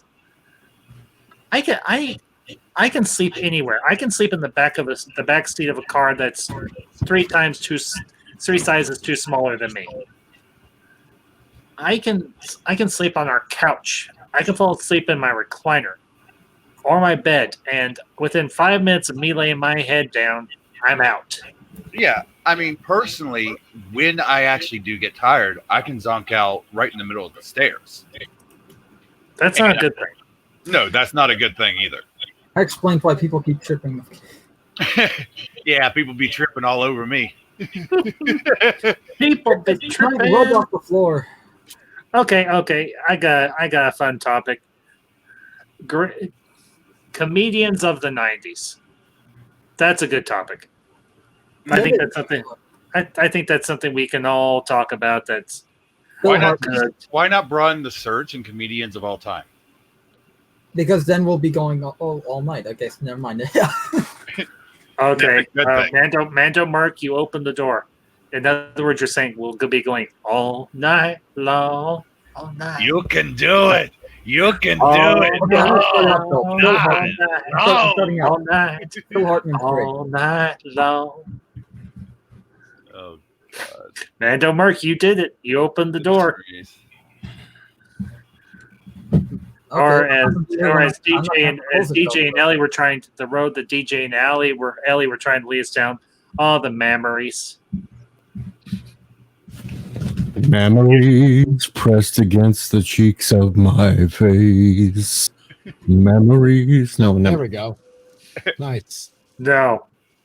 And Epic Beard, John Candy. John Candy was more 80s than he was 90s, but yeah, he was a good Yeah, I would agree with that. He was definitely more 80s than 90s.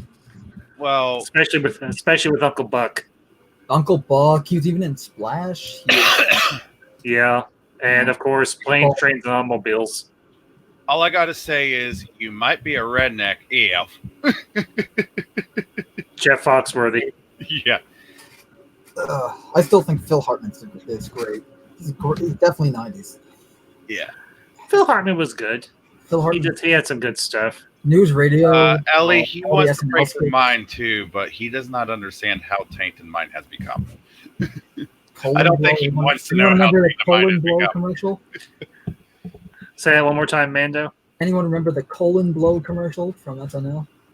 Oh God. Yes. Vaguely, but yes. And DJ, yes you do. You have a soul. No, I don't. Remember, he's an alien. No, he Right. isn't. DJ, if you ever get lazy, you can just put the. I'm screen sharing the game right now. You can just put this on the stream. No, because everybody, there's too many that don't want to watch the video games. There's too many that want to watch it, and no. I mean, at Christy, least this way, they all have equal property of what they want. Christy, Well, I'm also No one- live on Twitch right now, so Is no one enjoying my Christy, video? I game? miss you. And Aloha, Ellie, Christy. what hard copies do you have on me? You ain't got nothing on me. In the That's immortal right. words of Denzel Washington, King Kong ain't got nothing on me. Say, Ellie just said she sucked it out of me, my soul. Your soul cannot be sucked out of you. It can't. Metaphorically. is that a? I didn't think you could squeeze it that small. I mean, if you believe in the aspects of angels and demons as well as your religion, there is the succubus. Yes, but Ellie's not. Yeah, but Ellie isn't a succubus. She's a human being. Is that a euphemism? What? Nothing. Never mind. No, what, Mando? No, what? Seriously. Hey, DJ, what was an old arcade you used to play? Pitfall. Oh, really? Pitfall. Wow, that's a good one. Yeah. We should force LDG to play ET. First Dungeons and Dragons. Wait, what? Oh, Angeles, that'd be almost cruel. I got Pitfall Let's do too. it. Let's do it. Yes, let's do it. The was first that? the first Dungeons and Dragons for the ColecoVision. I'll have to look.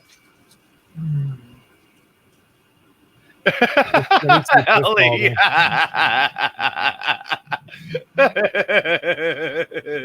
Oh, okay. Ellie, my bad. I thought you were talking to me. I didn't realize you were talking to DJ. Never mind. I remember there was an old PC game we played back in the day. Me and my cousins liked when my uncle was huge into computers. This is what you played? Scorched Earth. Ooh. Digger. No, better. Frogger. Ooh. I mean, That was Christy, we are going about everything and nothing at the same time. And Because if Christy, we I'm focus on on. one thing, we go too far onto the rails, and we're like, "Whoopsie! What the hell have we done?"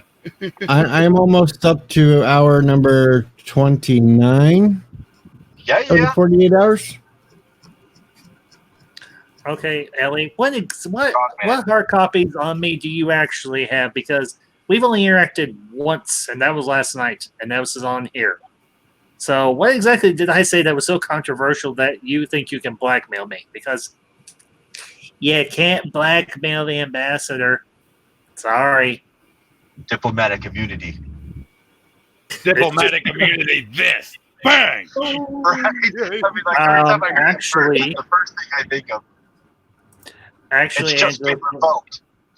yes. I was hoping Yeah, there'd be turtles here. You beat me by this much. But yes.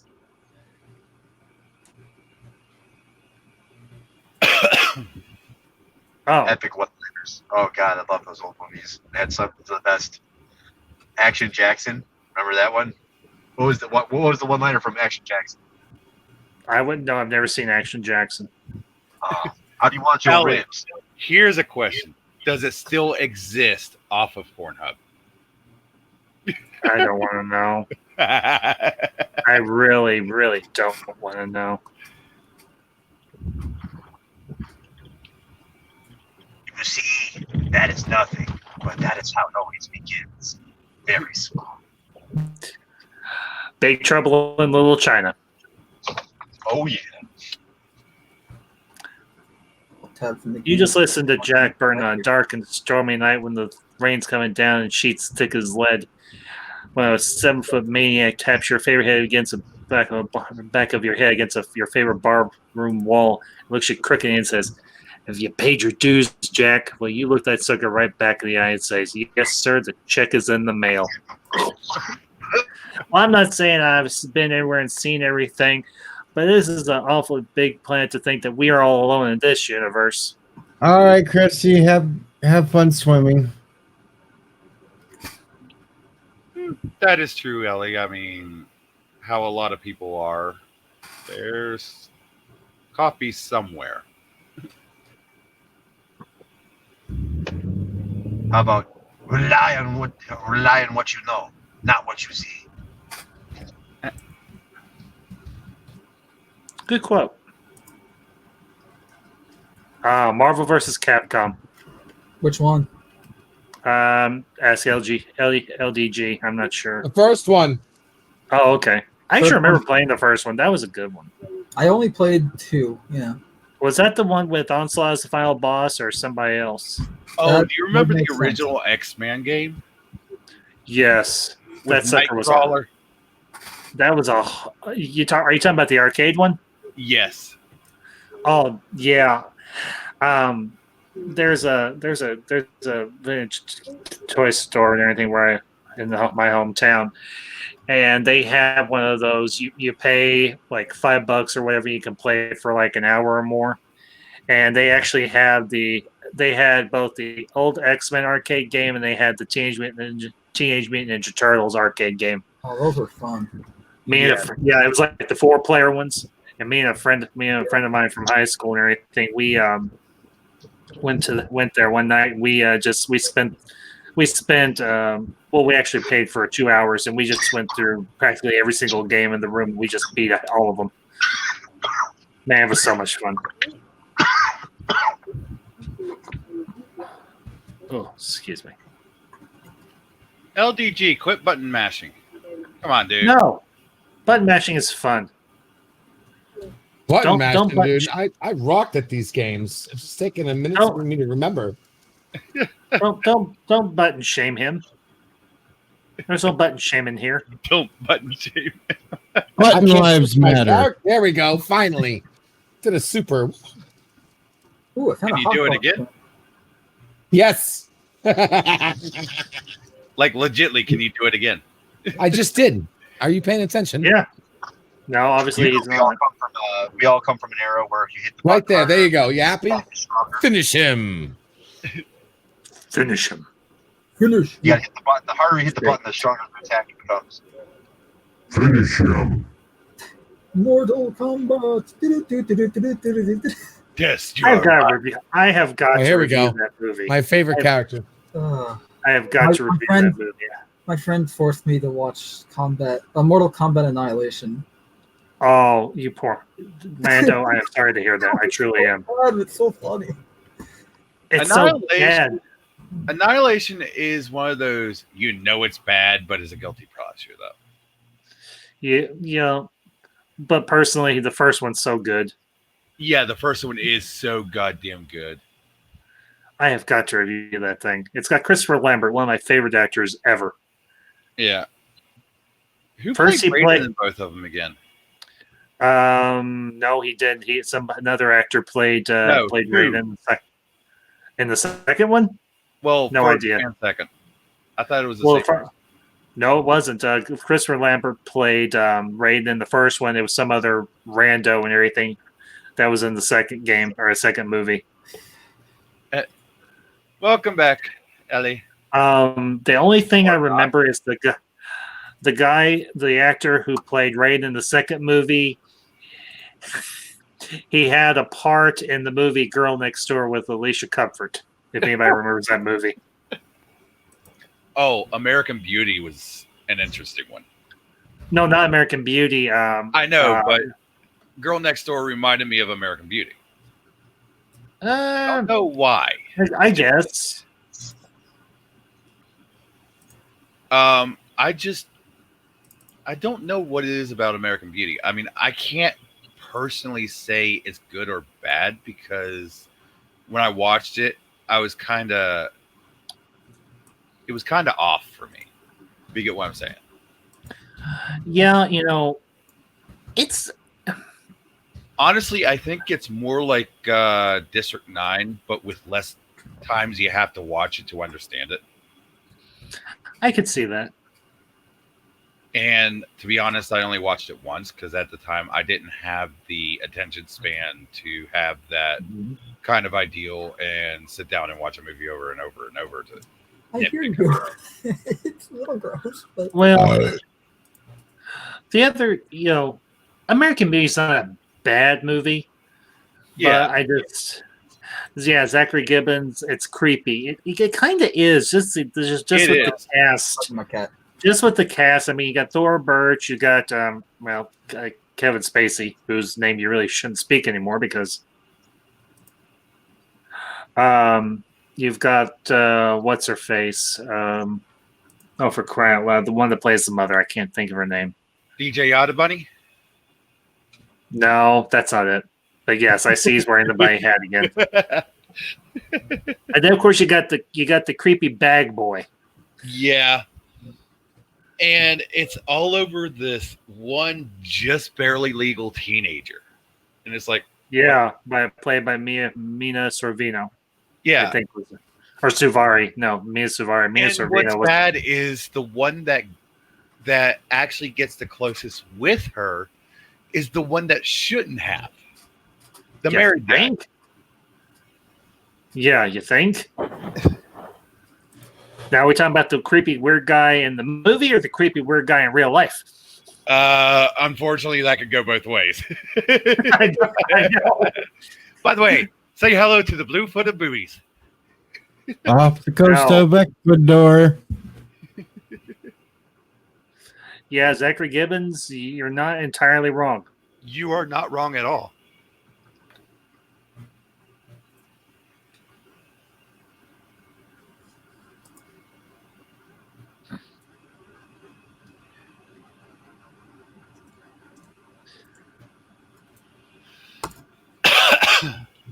Yes, those were boobies. Hey, movies or boobies? Boobies. blue-footed boobies. Oh, bird. Okay. They're really fucking cute. I don't know why they're Hold on, so this guy. fucking cute and have the name of Oh, boobies. I know that game, LGD. Oh Because all man! boobies are cute. Oh, for crying out loud, you people and your fixation with boobs. Boobs! Jeez. Boobies! Ugh. Hey, at least we're not having a snoo skit. Actually, that'd be My funny. snoo. Oh, and Wait, is that jet fighter? Raiden. yeah, that's what I thought it was. And to the chat, Robert Rose Jr., I'm assuming that's how I say your name. If I got it wrong, please forgive me. Yeah, Highlander was Christopher Lambert's breakout role. There can be only one. Come here, Fry. Death by Station. Until the sequels happened, Clancy Brown as the Kurgan in the first movie was great also. Yeah, I mean, here's the crazy thing about Clancy Brown. In real life, he is one of the nicest, most down-to-earth guys you will ever meet. But he plays all these dicks and such. I know. Movies and TV. Valorj, we do, yes, love our breasts. And don't say Of just all guys because kinds. Ellie Orville family is a female and she loves boobies too. Yep. Oh, for Pete's sakes. And Ellie, I am extremely calm. You should watch some of my other streams. That's where I go a little, but not really. Well, Darth Aster can attest to this. Darth Aster's been on a few of my streams, and Bando Merc has been in some of the chats on my streams. They can both attest to my goofiness. Okay, Ellie, we get it. Now quit looking in the mirror.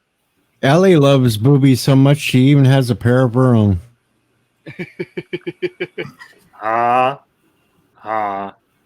When is Ellie going to get in here?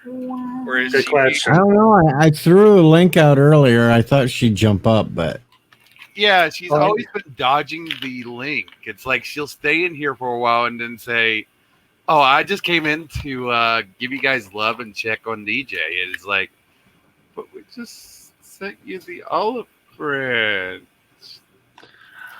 Why Yeah. do you have to do this to us? Darth Aster brings up a good point. She wouldn't have gotten that role if it wasn't for American Pie. Yep, very Agreed. true. Who won?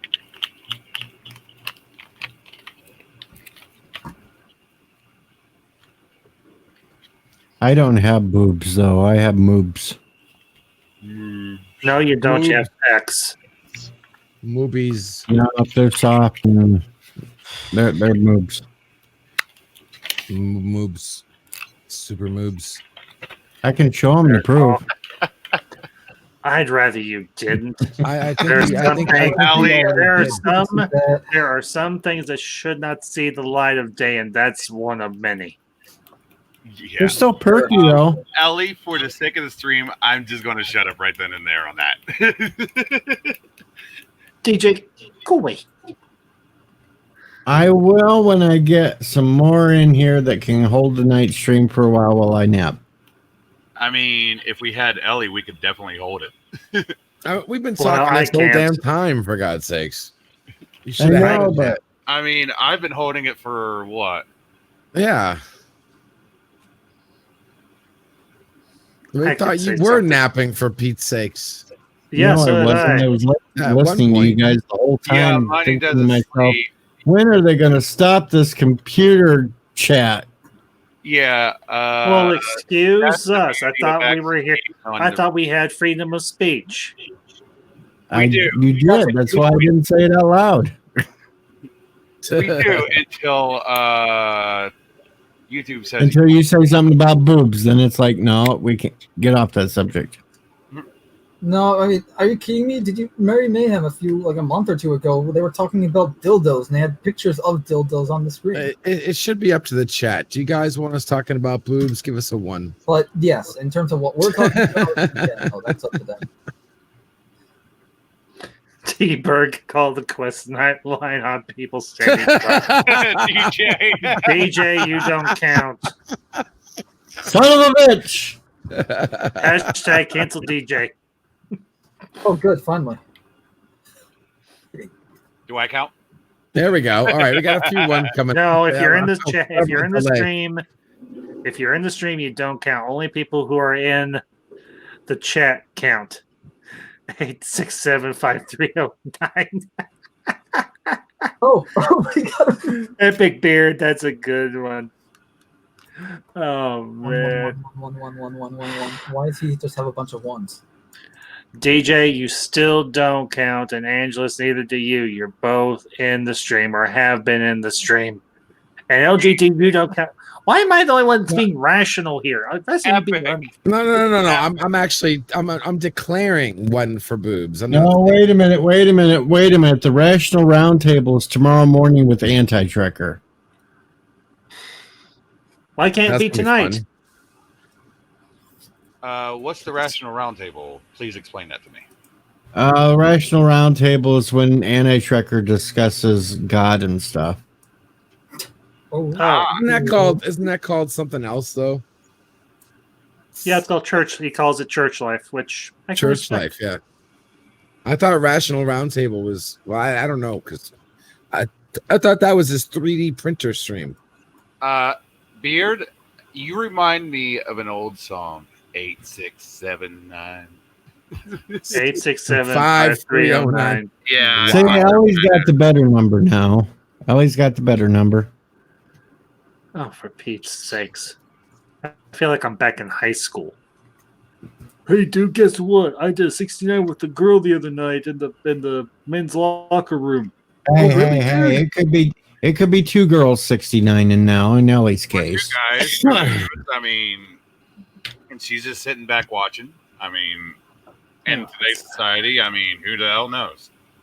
Yeah, something tells me Ellie's a little freaky. I'd rather not know. I'm betting she's a little freaky. Just type a whole bunch of ones, Valor J. Cyberpunk picture up. Ambassador, stop All staring. right, so one for boobs, 2 for games, 3 for what? Politics and religion, 4 for we're gonna leave politics and religion off of the table. Off the table. We already talked about it. We have, and we expressed enough through it that we don't have to go back. The ambassador says, "So, damn it, you're talking about not voting, and you're voting. What the hell?" Hey, y'all can do it. Why can't I?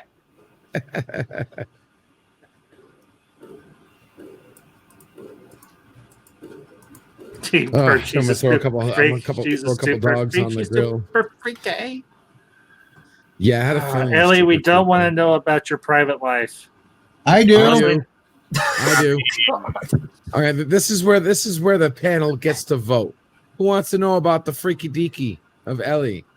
I Right mean, here. yeah. I mean, Yeah, okay. There's no such thing as privacy anymore. Okay, wait a minute. As host of the channel, we can listen to Ellie's freaky deaky stuff, but only in the private of my DM, and the rest of you can just imagine. Thank God I got his account hacked. I'd rather All right, not no problem. imagine. Go ahead. I'm fine Thank with you. that. Oh, I'm probably not privileged enough. I mean, doesn't mean I'm not curious. Epic Beards, let's talk about aliens and invasions of Uranus. I know what's wrong. What happened in the good old days where I only had to worry about things being private if you wanted it to be Now, see, private. Epic Beard's conversation is one that And just, you can get behind. trying to outmatch each other with Cyberpunk 2077 profile pictures right now? Oh, a fucking game! I swear.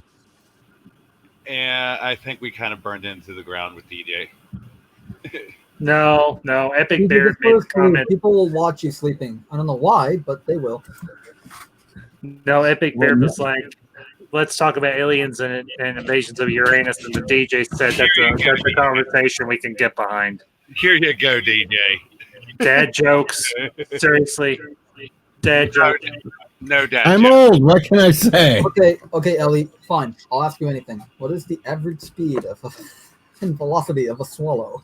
Oh God. Yes. Thank you, man. Don't work. Ellie, the answer is however fast I can gulp.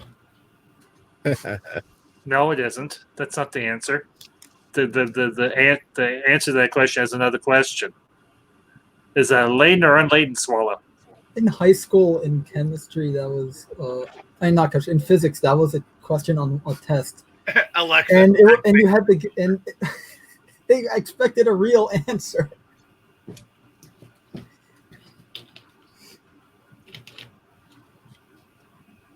I got a 90-minute nap way long time ago, Alexander. Aha! You said I can't remember before I did, so that means you get thrown off the bridge. One of the greatest quotes from any movie ever.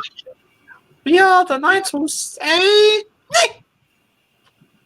Oh no, not the Knights of Nick! Now we're the Knights of say, Icky. Oh, knights who have previously said knee. You are just unfair, and we will bring you a shrubbery. One that looks nice. Yes, one that looks nice. It isn't too expensive. Yes, absolutely. Now you must If you do not, you must cut down the bias tree in the forest with a herring. And of course, the great Castle Anthrax. Oi.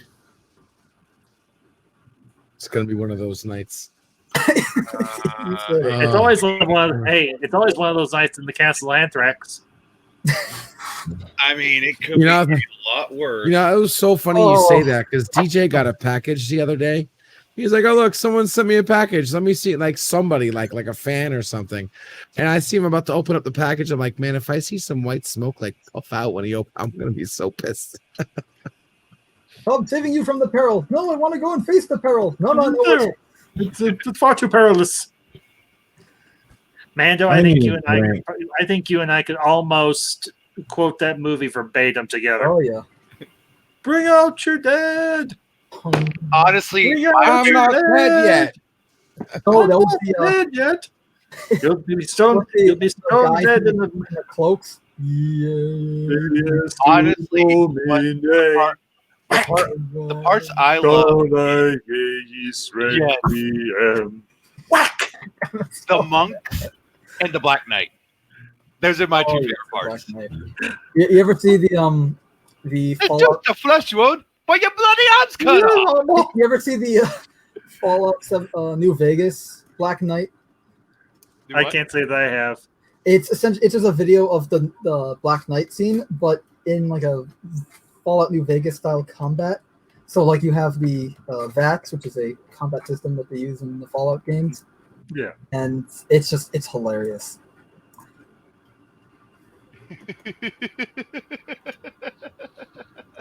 Oh, for Pete's sakes. I'm going to show you what I need. We don't want to know. Ear rubs. Okay. Oh, for crying out loud. DJ. Hey, can we just say the Ferengi are a bunch of perverted, greedy suckers? No, the suckers are the ones that get fucked over by them.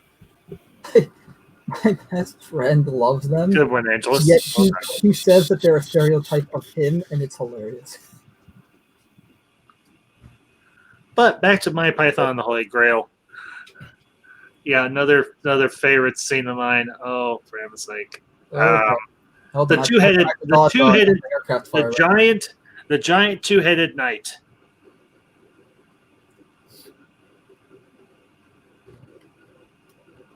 Did I remember the giant two-headed knight? A bit. Ah, yes. Oh, let's be nice to him. Ellie, why stop at a foot rub and get a full body massage? Damn you, I was about to suggest that. They were, no, Sir Robin. Sir Robin ran away. He ran far away. I'll be over. I think I was just looking at the inside of my eyelids. So in other words, you're taking. So in other words, you were taking a nap. No, I was just looking at the inside of my eyelids. No, you were taking a nap. Go kill some space. No, he was looking at the sheet. No, he literally could see the inside of his eyelids. Yeah, but the question is, was he actually conscious when he did it? If he wasn't conscious, it doesn't matter. If he I was was sleeping. conscious. I was Yeah, conscious. that's why he's yeah. I told you, come on over. I do good massages. She wasn't some creepy old hairy man hand on her. Shit, I'm leaving. No, you're right. She wants two. Ouch! Oh, I made DJ leave. Oh, I was so TJ. brutal in my. I was so And brutal now in I'm my back. turn. And now I'm back. Are you back and you're pissed, kind of like Anna Kasparian? Ellie, I got a question. No. When do you go tear up a bar? Literally. But I'll be back again. I gotta go throw up again. Oh, I mentioned somebody from the Young Turks, and he has to go take a heave. when was DJ drinking? I have no idea. No more drunk Wesley. Whiskey is gone. I thought we discussed this. 48 hours, man. I asked, when are we going to a bar to tear it up? Literally. Yeah, right. I can go to a digital bar right now in my game. Yeah, but that's not the same. No. But like, Okay. You want to talk Come to about? Florida, we'll go. Okay, you want to talk about risque bars and video games, both Afterlife and Inferno in the Mass Effect games. Wow. never played Afterlife, but I can confirm the Mass Effect. No, I'm talking about Mass Effect. Mass Effect Effect game. has some interesting bars, not going to lie. Interesting? I say interesting as a very loose term. Yeah, that's a very, very loose term. You go in there, you get some alien punani. Right now, I'm in an underground bunker on a moon looking for a specific package. It may or may not be. Okay, it's definitely drugs. Oh. It may or may not be my package. No, That's it's to say. drugs. It's a specific drug. I have to deliver it to someone. No, it's your package. Quit lying. Okay. Angelos, quit talking about DJ's package. Right now. Hey, I'm talking about Mondo looking for his own. No. Mondo I have to look far for that one. Mondo is in here, but Mando is. Or wait a minute, that's Mongo. Mongo's Big Think.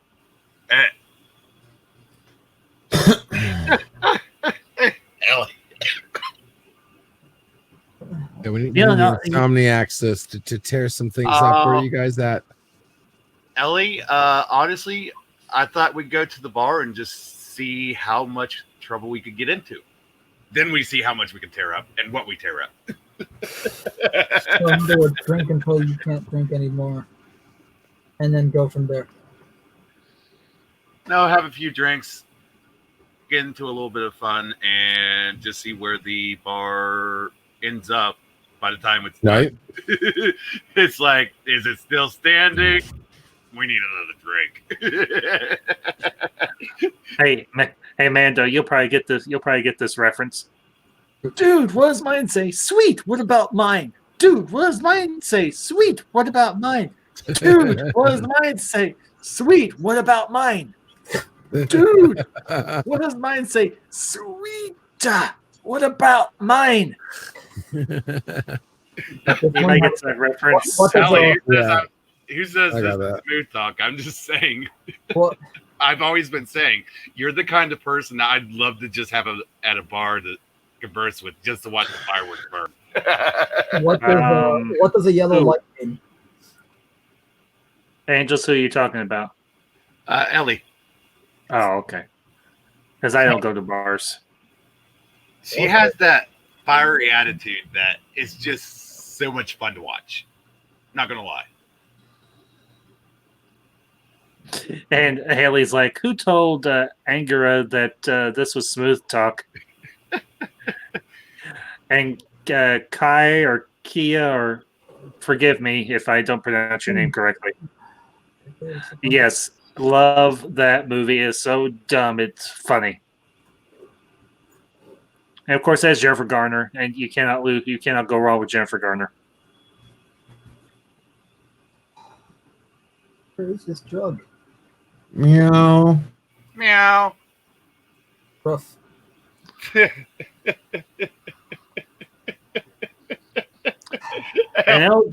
LDG has gone to Kaleidoscope. LDG's gone.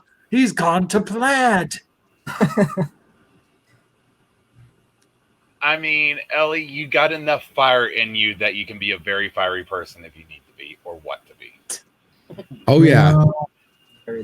Chop my balls off to dry. Meow. I'd rather not. Thank you. Meow. I think DJ's broken. DJ, get some rest, man. Meow. Meow. Calm for you, Mora. Come on.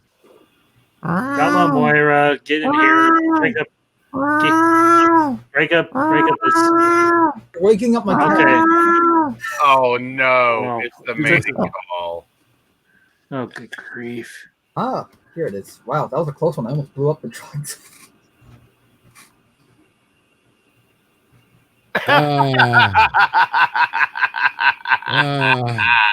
Yeah. Okay, and this is getting extremely awkward. Just a tad. A tad? What the hell's a tad? I guess that's the difference between my balls being safe and not. Tad. Kaya MFS. I'm going to have some more sexy people tomorrow. Everyone seemed to appreciate that last week. Huh. Okie dokie. Interesting. Sorry, I'm assuming that means your channel. Let's check that out. Well, of course, we're all a channel here.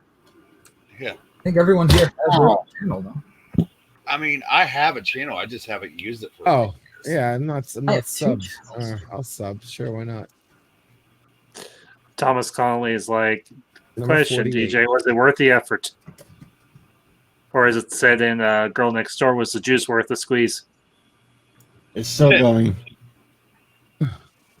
Kaya, just sub to you, boss. I'll check you out, see what you're up to. Let's see if it was worth it. It probably wasn't. What? For the rest of your life. I don't even know what's going on. Nope, I'm still not at 560. I'll just be happy to get the 300. I'm still at 139, damn it. I'm at 160. Sure, Mr. CCDB's having a karaoke party. Yeah. And what's wrong with that? So now I have to stay up all night. No, he words- doesn't. Someone who's He not doesn't go for long. In other words, DJ, you've got to go all night long. We got All 35 night people. long. All night long. Oh, good grief. I'm glad I brought the bucket in with me.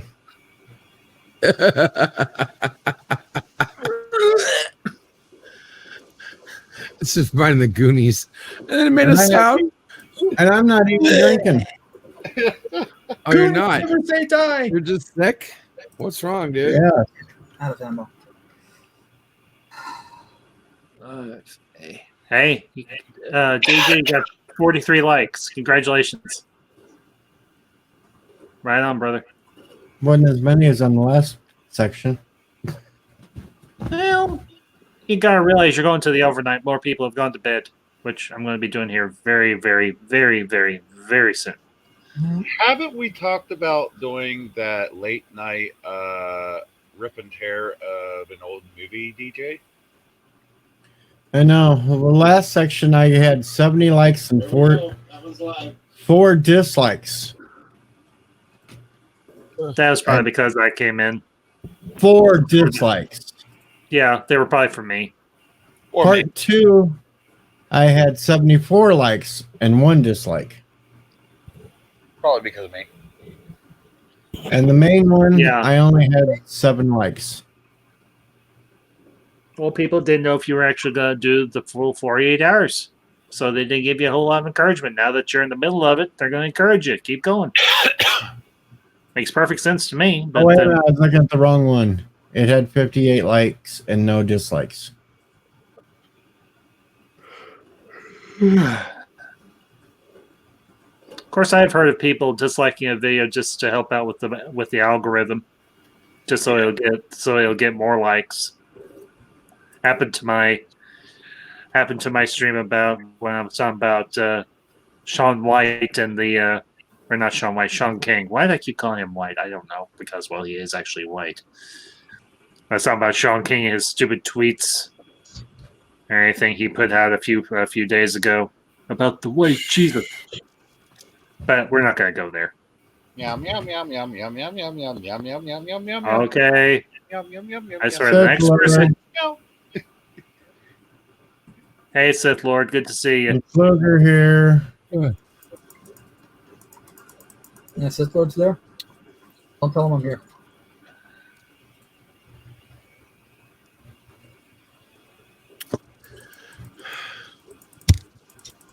Can I come watch?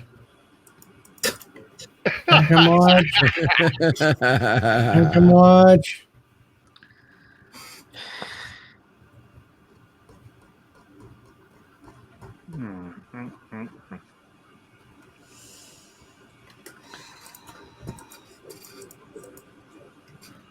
DJ, have you been drinking or are you just Actually, overpowered? I found Tears Elihu and gave it to him. Correction. I saw this one and I didn't think I could put myself in it. And then I convinced you could. And then he convinced me I could. And I'm look, okay. I'm the it's guy who Frazier. goes to the bar. It's Hank McCoy before he turned blue. Because if you remember, Kelsey Grammer actually played Hank McCoy in X-Men Last Yes. Stand. And I thought that was a great Yeah, that was a good choice, but it was a crappy movie. Indeed. Yeah. Very well said. I try. Give me my LMG. Too bad we can't have the Tears song in the background. All right. Damn copyright. You want to go? Making your way the world today takes everything you got. Okay, maybe you weren't right about that. Maybe you could take a break from all your worries. Would help a lot. Wouldn't you like to get laid? Crap, the stream just went down. You're singing it too well. Stop. That's not how the song goes, DJ. I know you're trying to avoid copyright, but geez, man. No, that's how Piano Dean's version goes. Well, Piano Dean doesn't Yeah. matter. Sacrilege. Yeah, the ambassador's views does not reflect those of the channels. Yes, they do. They completely reflect They completely reflect everyone's views.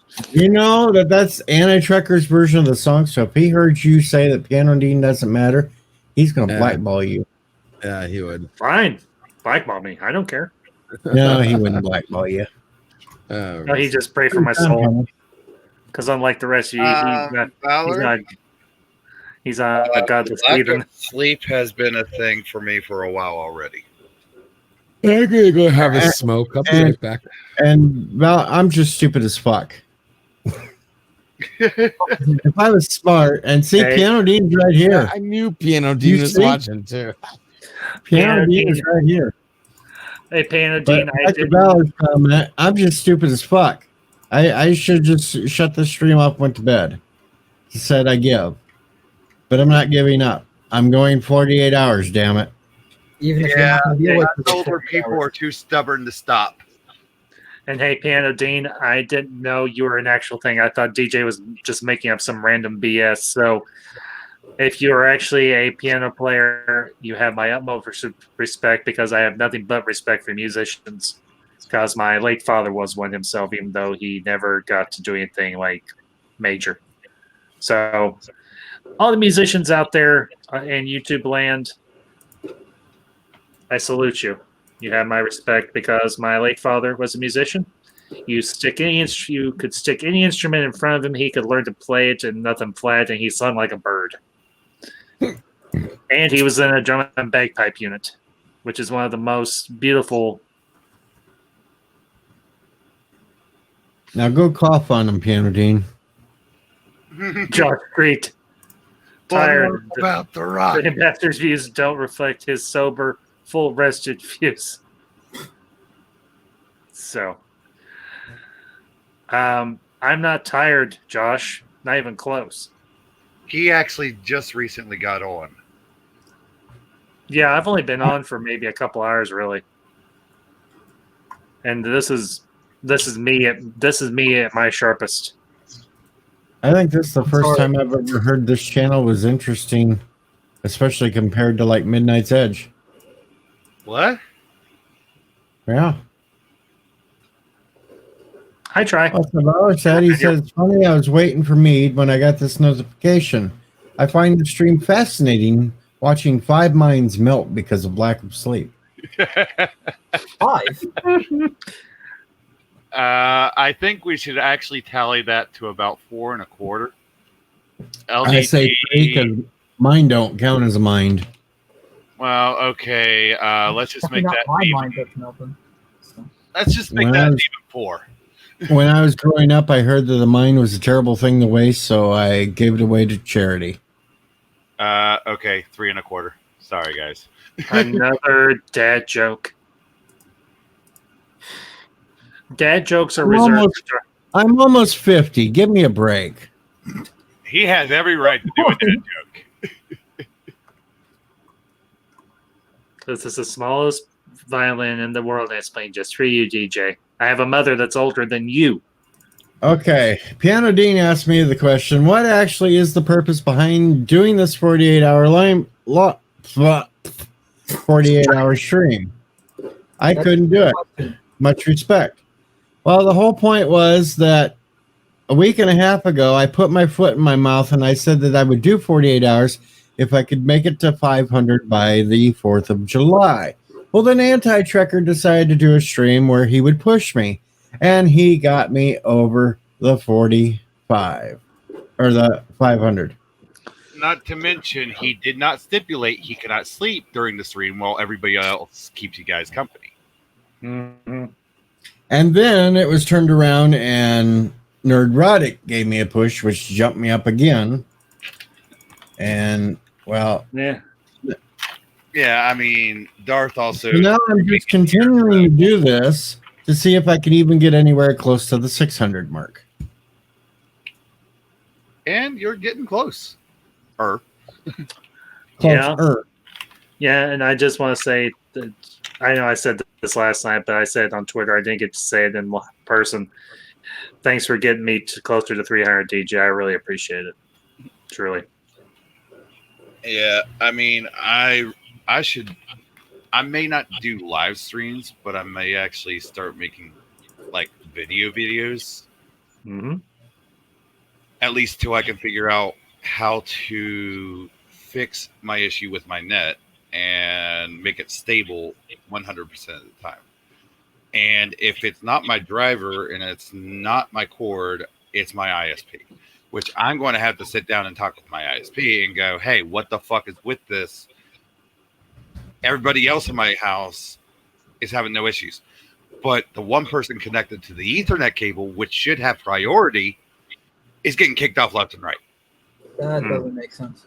All right, people. Piano I'm Dean, putting I'll in go. Piano Dean's Piano link. Dean. I'm putting in Piano's Dean link. Everybody subscribe to Piano Dean.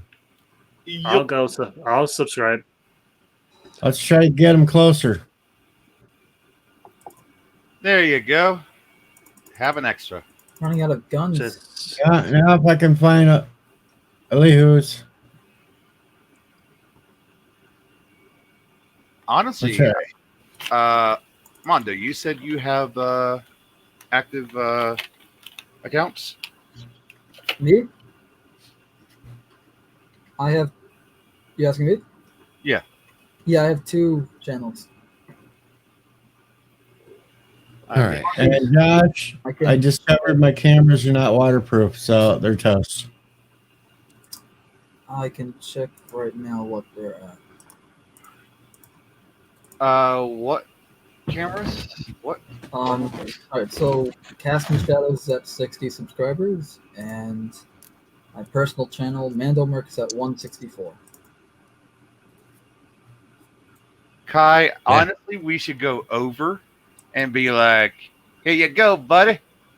Enjoy. All right, Piano Dean. I just subscribed to you, sir, because I like to support musicians, because musicians are awesome people. Yep. Singing another flute now, huh? Well, No, I've always liked musicians, especially since my dad was one. Ah. Like I wasn't blowing BS or anything. My late father was he was a very talented musician. He was a Shriner, if anybody knows what that means.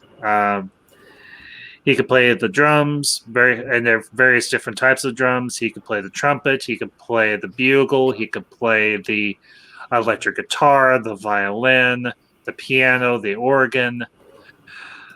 He was learning to play the bagpipes before he got sick and everything. And like I said, he could sing like a bird. I unfortunately never got the opportunity for him to teach me how to do any of those things, but I do have a very fond memory of him and his drum and bagpipe unit uniform. And my mother still has the kilt, which I have worn on occasion for like Halloween.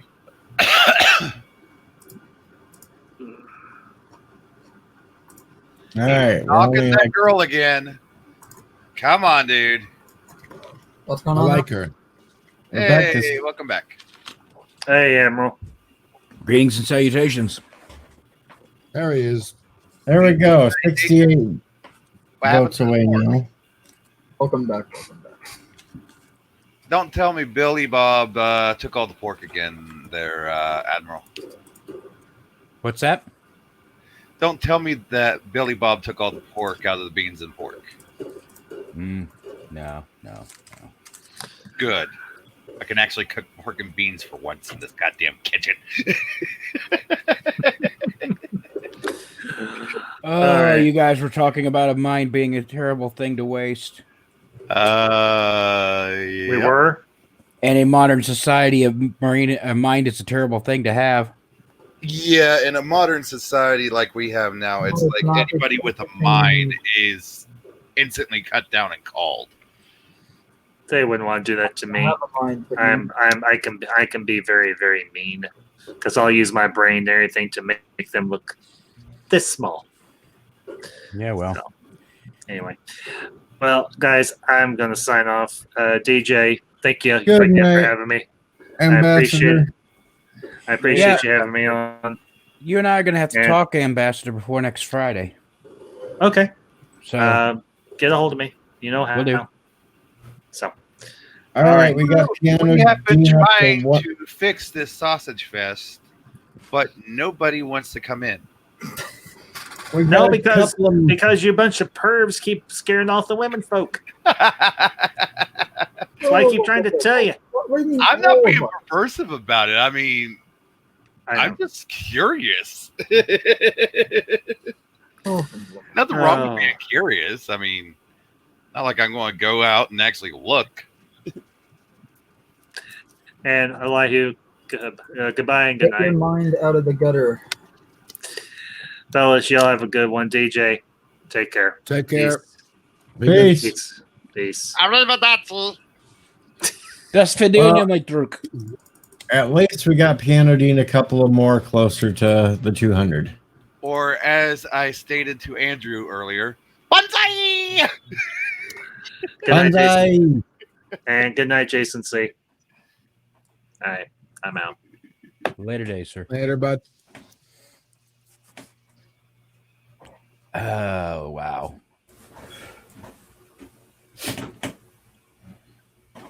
Wouldn't you like to just get laid? Do do do do do do. Hey, DJ. You wanna go wherever you want. Something that crossed my mind earlier. Now, you've played. You're a DJ.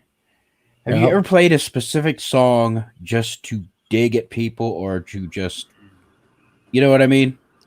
You piss me off. You fucking jerk. You get on my nerves. Something like that. But I mean, something. For instance, Something more serious. or subtle. For instance, Or I was torture. asked to DJ a wedding last May. Last May? Yes, Piano Dean, I had to agree. Mama Praise interview today was awesome. But and for this wedding, I picked. They were just looking for background music, and one of the songs that I snuck in was a song from the album Eve by Alan Parsons Project. It's the first song on the album. It's an instrumental. It was called Lucifer. And the entire album is the subject of the album is women. And I played Lucifer at this wedding. Have you done things like that? All the time. Because I was just thinking about it when we're talking. I don't even remember what You know, I get a couple of people from the chat here that come over to the radio station, get into the radio chat over there. I'll play them Bird of Prey 5 singing just to get at them. I can attest, Bird of Prey is an interesting singer, to say the least. All I'm going to say about Bird of Prey singing is I thought there were Geneva Conventions against torture. But see, I played those on my radio Did you miss station. the EIEIO? Oh crap! Sorry, there are AA guns shooting literally right a few meters. And see, Epic Beard is one of those that comes over and listens, and he says, "I'm a jerk." Yeah, well. He was still up a few minutes ago, but he might have went to go rub one off. He got out of the vehicle of the car. Holy shit. I know. No, Oh, wait, no, wait a minute. There he is. He's in the back of the car. Oh, sorry, my bad. He's My trying to bad. hide Hey, the back seat. He was laying back there rubbing one off. That car don't have a backseat, does it? What up, Wesley? He was laying back going to sleep. Uh-huh. And he's still stalking that I girl. was taking care of some business. She's We very don't needy. need to know that. She's very needy. I'm sorry. More like, yeah, I'm not going to make the gesture, but anyway. She looks like a mannequin. She looks like she doesn't care and she's going to drive you off a cliff like we drove the bus off the cliff. She looks like she's on something. No, she's got that sadistic look going on. I'm going to drive this motherfucker off the cliff, and he doesn't even know it. It's funny. I thought I just saw her giggle for a second. Wow. Load the game, dude. So Load the Wesley game. wants to kill zombies. God. All right, let's do it. Down for a round or two. Need to do something, get the blood flowing. Oh, let something else. Blood. Yeah. It's This is how you can tell that he's not in the car with that blonde. If he needs something to get his blood flowing. Yeah, I mean, That's something else. I'm not much for blondes, but I mean, It is a young Suzanne Summers. Come on. yeah. Not young enough. All right.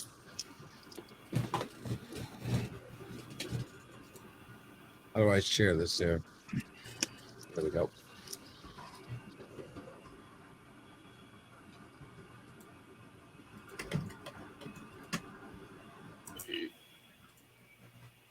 All right, how do we join up here, Chief? Oh, by the way, Wesley, do you still have that other copy, or did you give those out yet?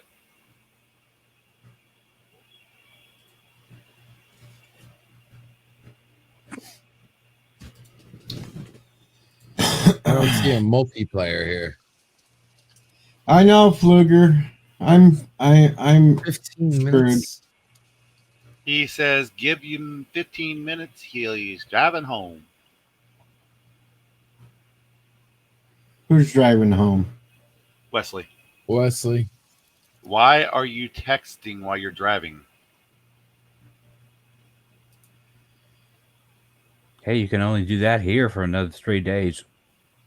2 days.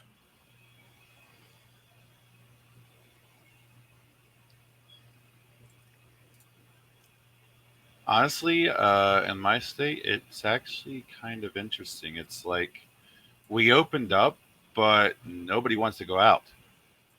No. I don't mean that. I mean texting. The state of Indiana has finally decided that texting while driving is against the law. Oh. Well, no, that's been against the law forever. But now that they catch you on your phone while you're driving, starting on the 1st of July, done. It's been like that Yeah. over here in What kind of fine you Illinois got for forever. Yeah. I don't know.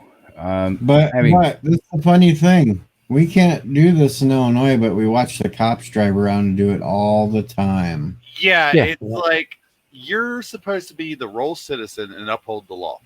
Why the hell are you breaking the law? like when I'm doing 70 on 465, it's just 55 mile an hour speed limit. And I get over, and it's no big deal. And all of a sudden, like, what the hell was that? Well, that was a police car. Okay. Just because. And it'd be different if he were on his way to a run, but no, he's got himself and his wife, his 2 kids sitting in the back seat, and the cleaning hanging up on the door hook. You know, he ain't going out chasing criminals at that point. Yeah, he's off duty. He's using a police car as a the personal car at that point, which here is actually fine. And you get your keys taken away. Well, here in Indianapolis, they decided that instead of buying new police cars, they would let all the policemen drive them home. So it looked like our police force was bigger. Oh, God. And this was 15 and 20 years ago. It was weird. Yeah. Honestly, it's like around here, we don't have a lot of the problems that a lot of the people out there in other states have, or around the world, mind you. Our police force actually polices itself, and it's like,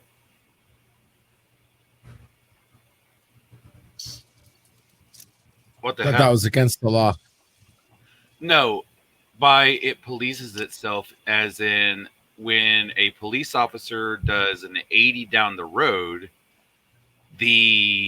even if it's from the same district, they'll pull them over and wait for a state police officer to come in and take over the scene. They'll explain the situation, and from there, reprimandation will be dealt with. Oh, yeah. I put a dash cam in my car because of the stupid things I see driving. Yeah. So.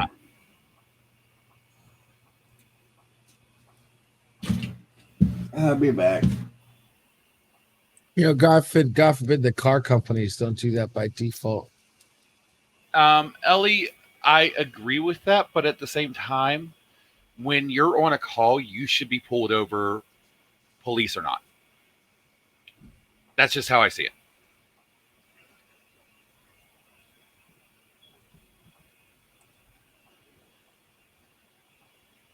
Hey, don't feel so bad, Piano Dean. I've not seen a full episode of Futurama either. Yeah, I mean, just because you haven't seen Futurama What? doesn't mean you lose your nerd card. If you haven't seen Futurama, you need to get off your ass right now and watch some Futurama. That's what he's doing. I don't watch much of anything that's new. Well, Futurama isn't really new. I know, It's but remember, I haven't been back to a movie theater since the middle of the last decade. Yeah, I think the last thing I watched was either a Fast and the Furious movie or Star Wars Episode 7. Yeah, mine was episode 7. You start with season 1, episode 1. I'll let you borrow my copy.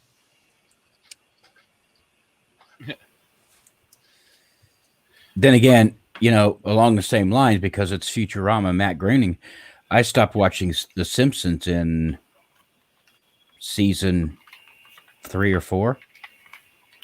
Yeah, I think I can't remember what it was when I was a kid, but I watched like 3 seasons of it, and I never could get to watch it since. I mean, between parental guidance and just not having the station it airs on, and with me, I'd prefer to watch it from beginning to end. I'm a binger. I won't lie. Well, let's just say that it hits you close to home, so I stopped watching The Simpsons. Yeah, it does hit you close to home sometimes.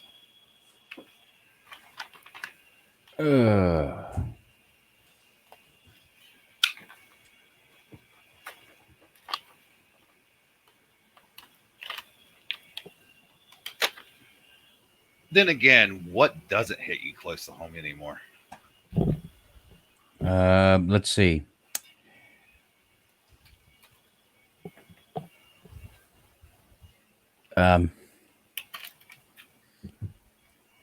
Wow, the sound and then effects in there's this game is awesome.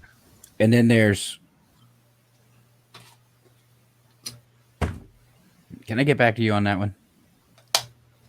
Okay. I threw the chat out. There's room for one. And then I'm going to lay back and see if I can get rid of the stomach ache. You threw who out?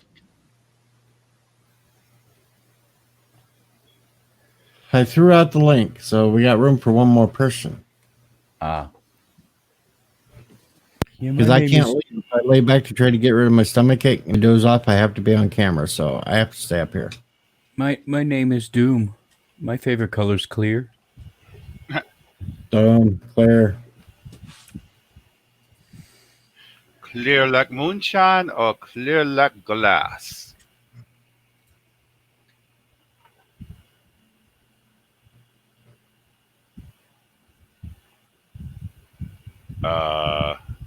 Is it me? Or is he frozen too? Who? You. Never mind. But yeah, clear like moonshine or clear like glass? Yeah, something like that.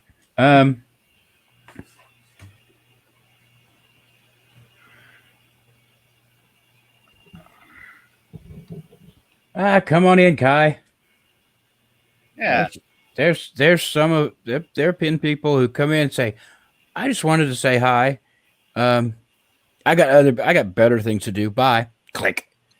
Or I just come in to say hi, expect to stay there for like only a few seconds, and then all of a sudden stay here for a while.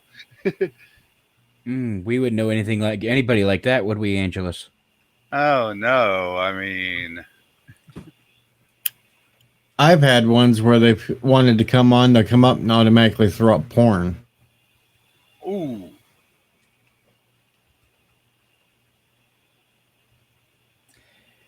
Yeah, if we weren't playing by YouTube's rules, I'd be, I'm sure I'd have a wonderful comeback for that one.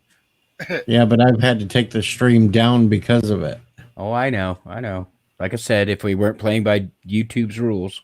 Yeah, I mean, honestly, I personally think YouTube is a little too strict, but I can understand the rules implemented to a point. they have audiences of all ages, so they do have to protect their asses.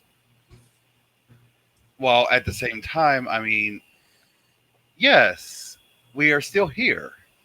You want to come join us, Ellie?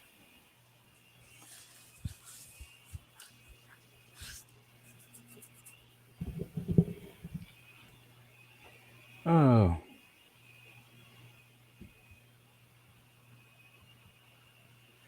Yeah. I didn't get to see that part. I'm going to have to find that where it is in the stream. Yeah.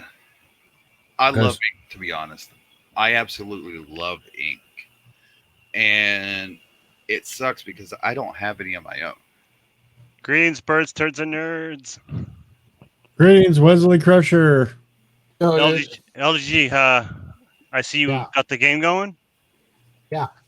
You like it so By the far? way, And who won I it? haven't seen any zombies. that would be me. I was wondering if you still had a key code. Yeah. So I had 4. I think I'm down to 2 now. Right. Because I gave Pixels 1. 3 things. One of them makes sense. Is first, you need to add me as a friend on Steam so I can even send it to you. Second is I asked that you join the Anti-Tricker crew. It's our little Steam group, and I'll send you the link to that. What was the third one? Just let me know when you play this game so I can join you. Yeah. I'm not going to lie, just don't let me host because you may have a random timeout and be like, oh, shit, damn.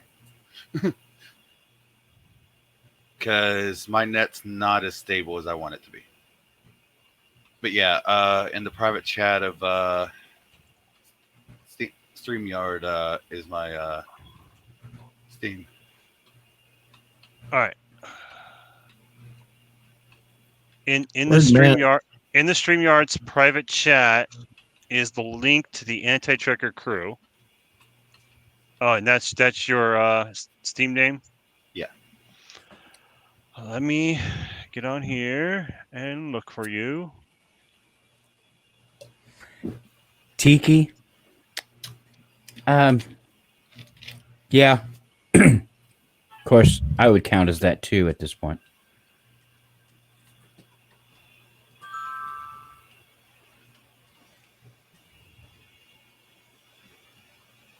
No results. Great. Give me a second. Well, there's a number code you can type in. Let me post mine. All right, I'm gonna put Mondo down for a few minutes. He's blowing up. Yeah, his bring spaceship. Ellie up here. I'm trying. Supposed to be getting in here. There she is. There you go. I'm Steam chat. Hello, Orville family. Hi, Wesley. Hello. There, it's no longer Sausage Fest. I'm really not staying that long. Oh, 1 second. Oh.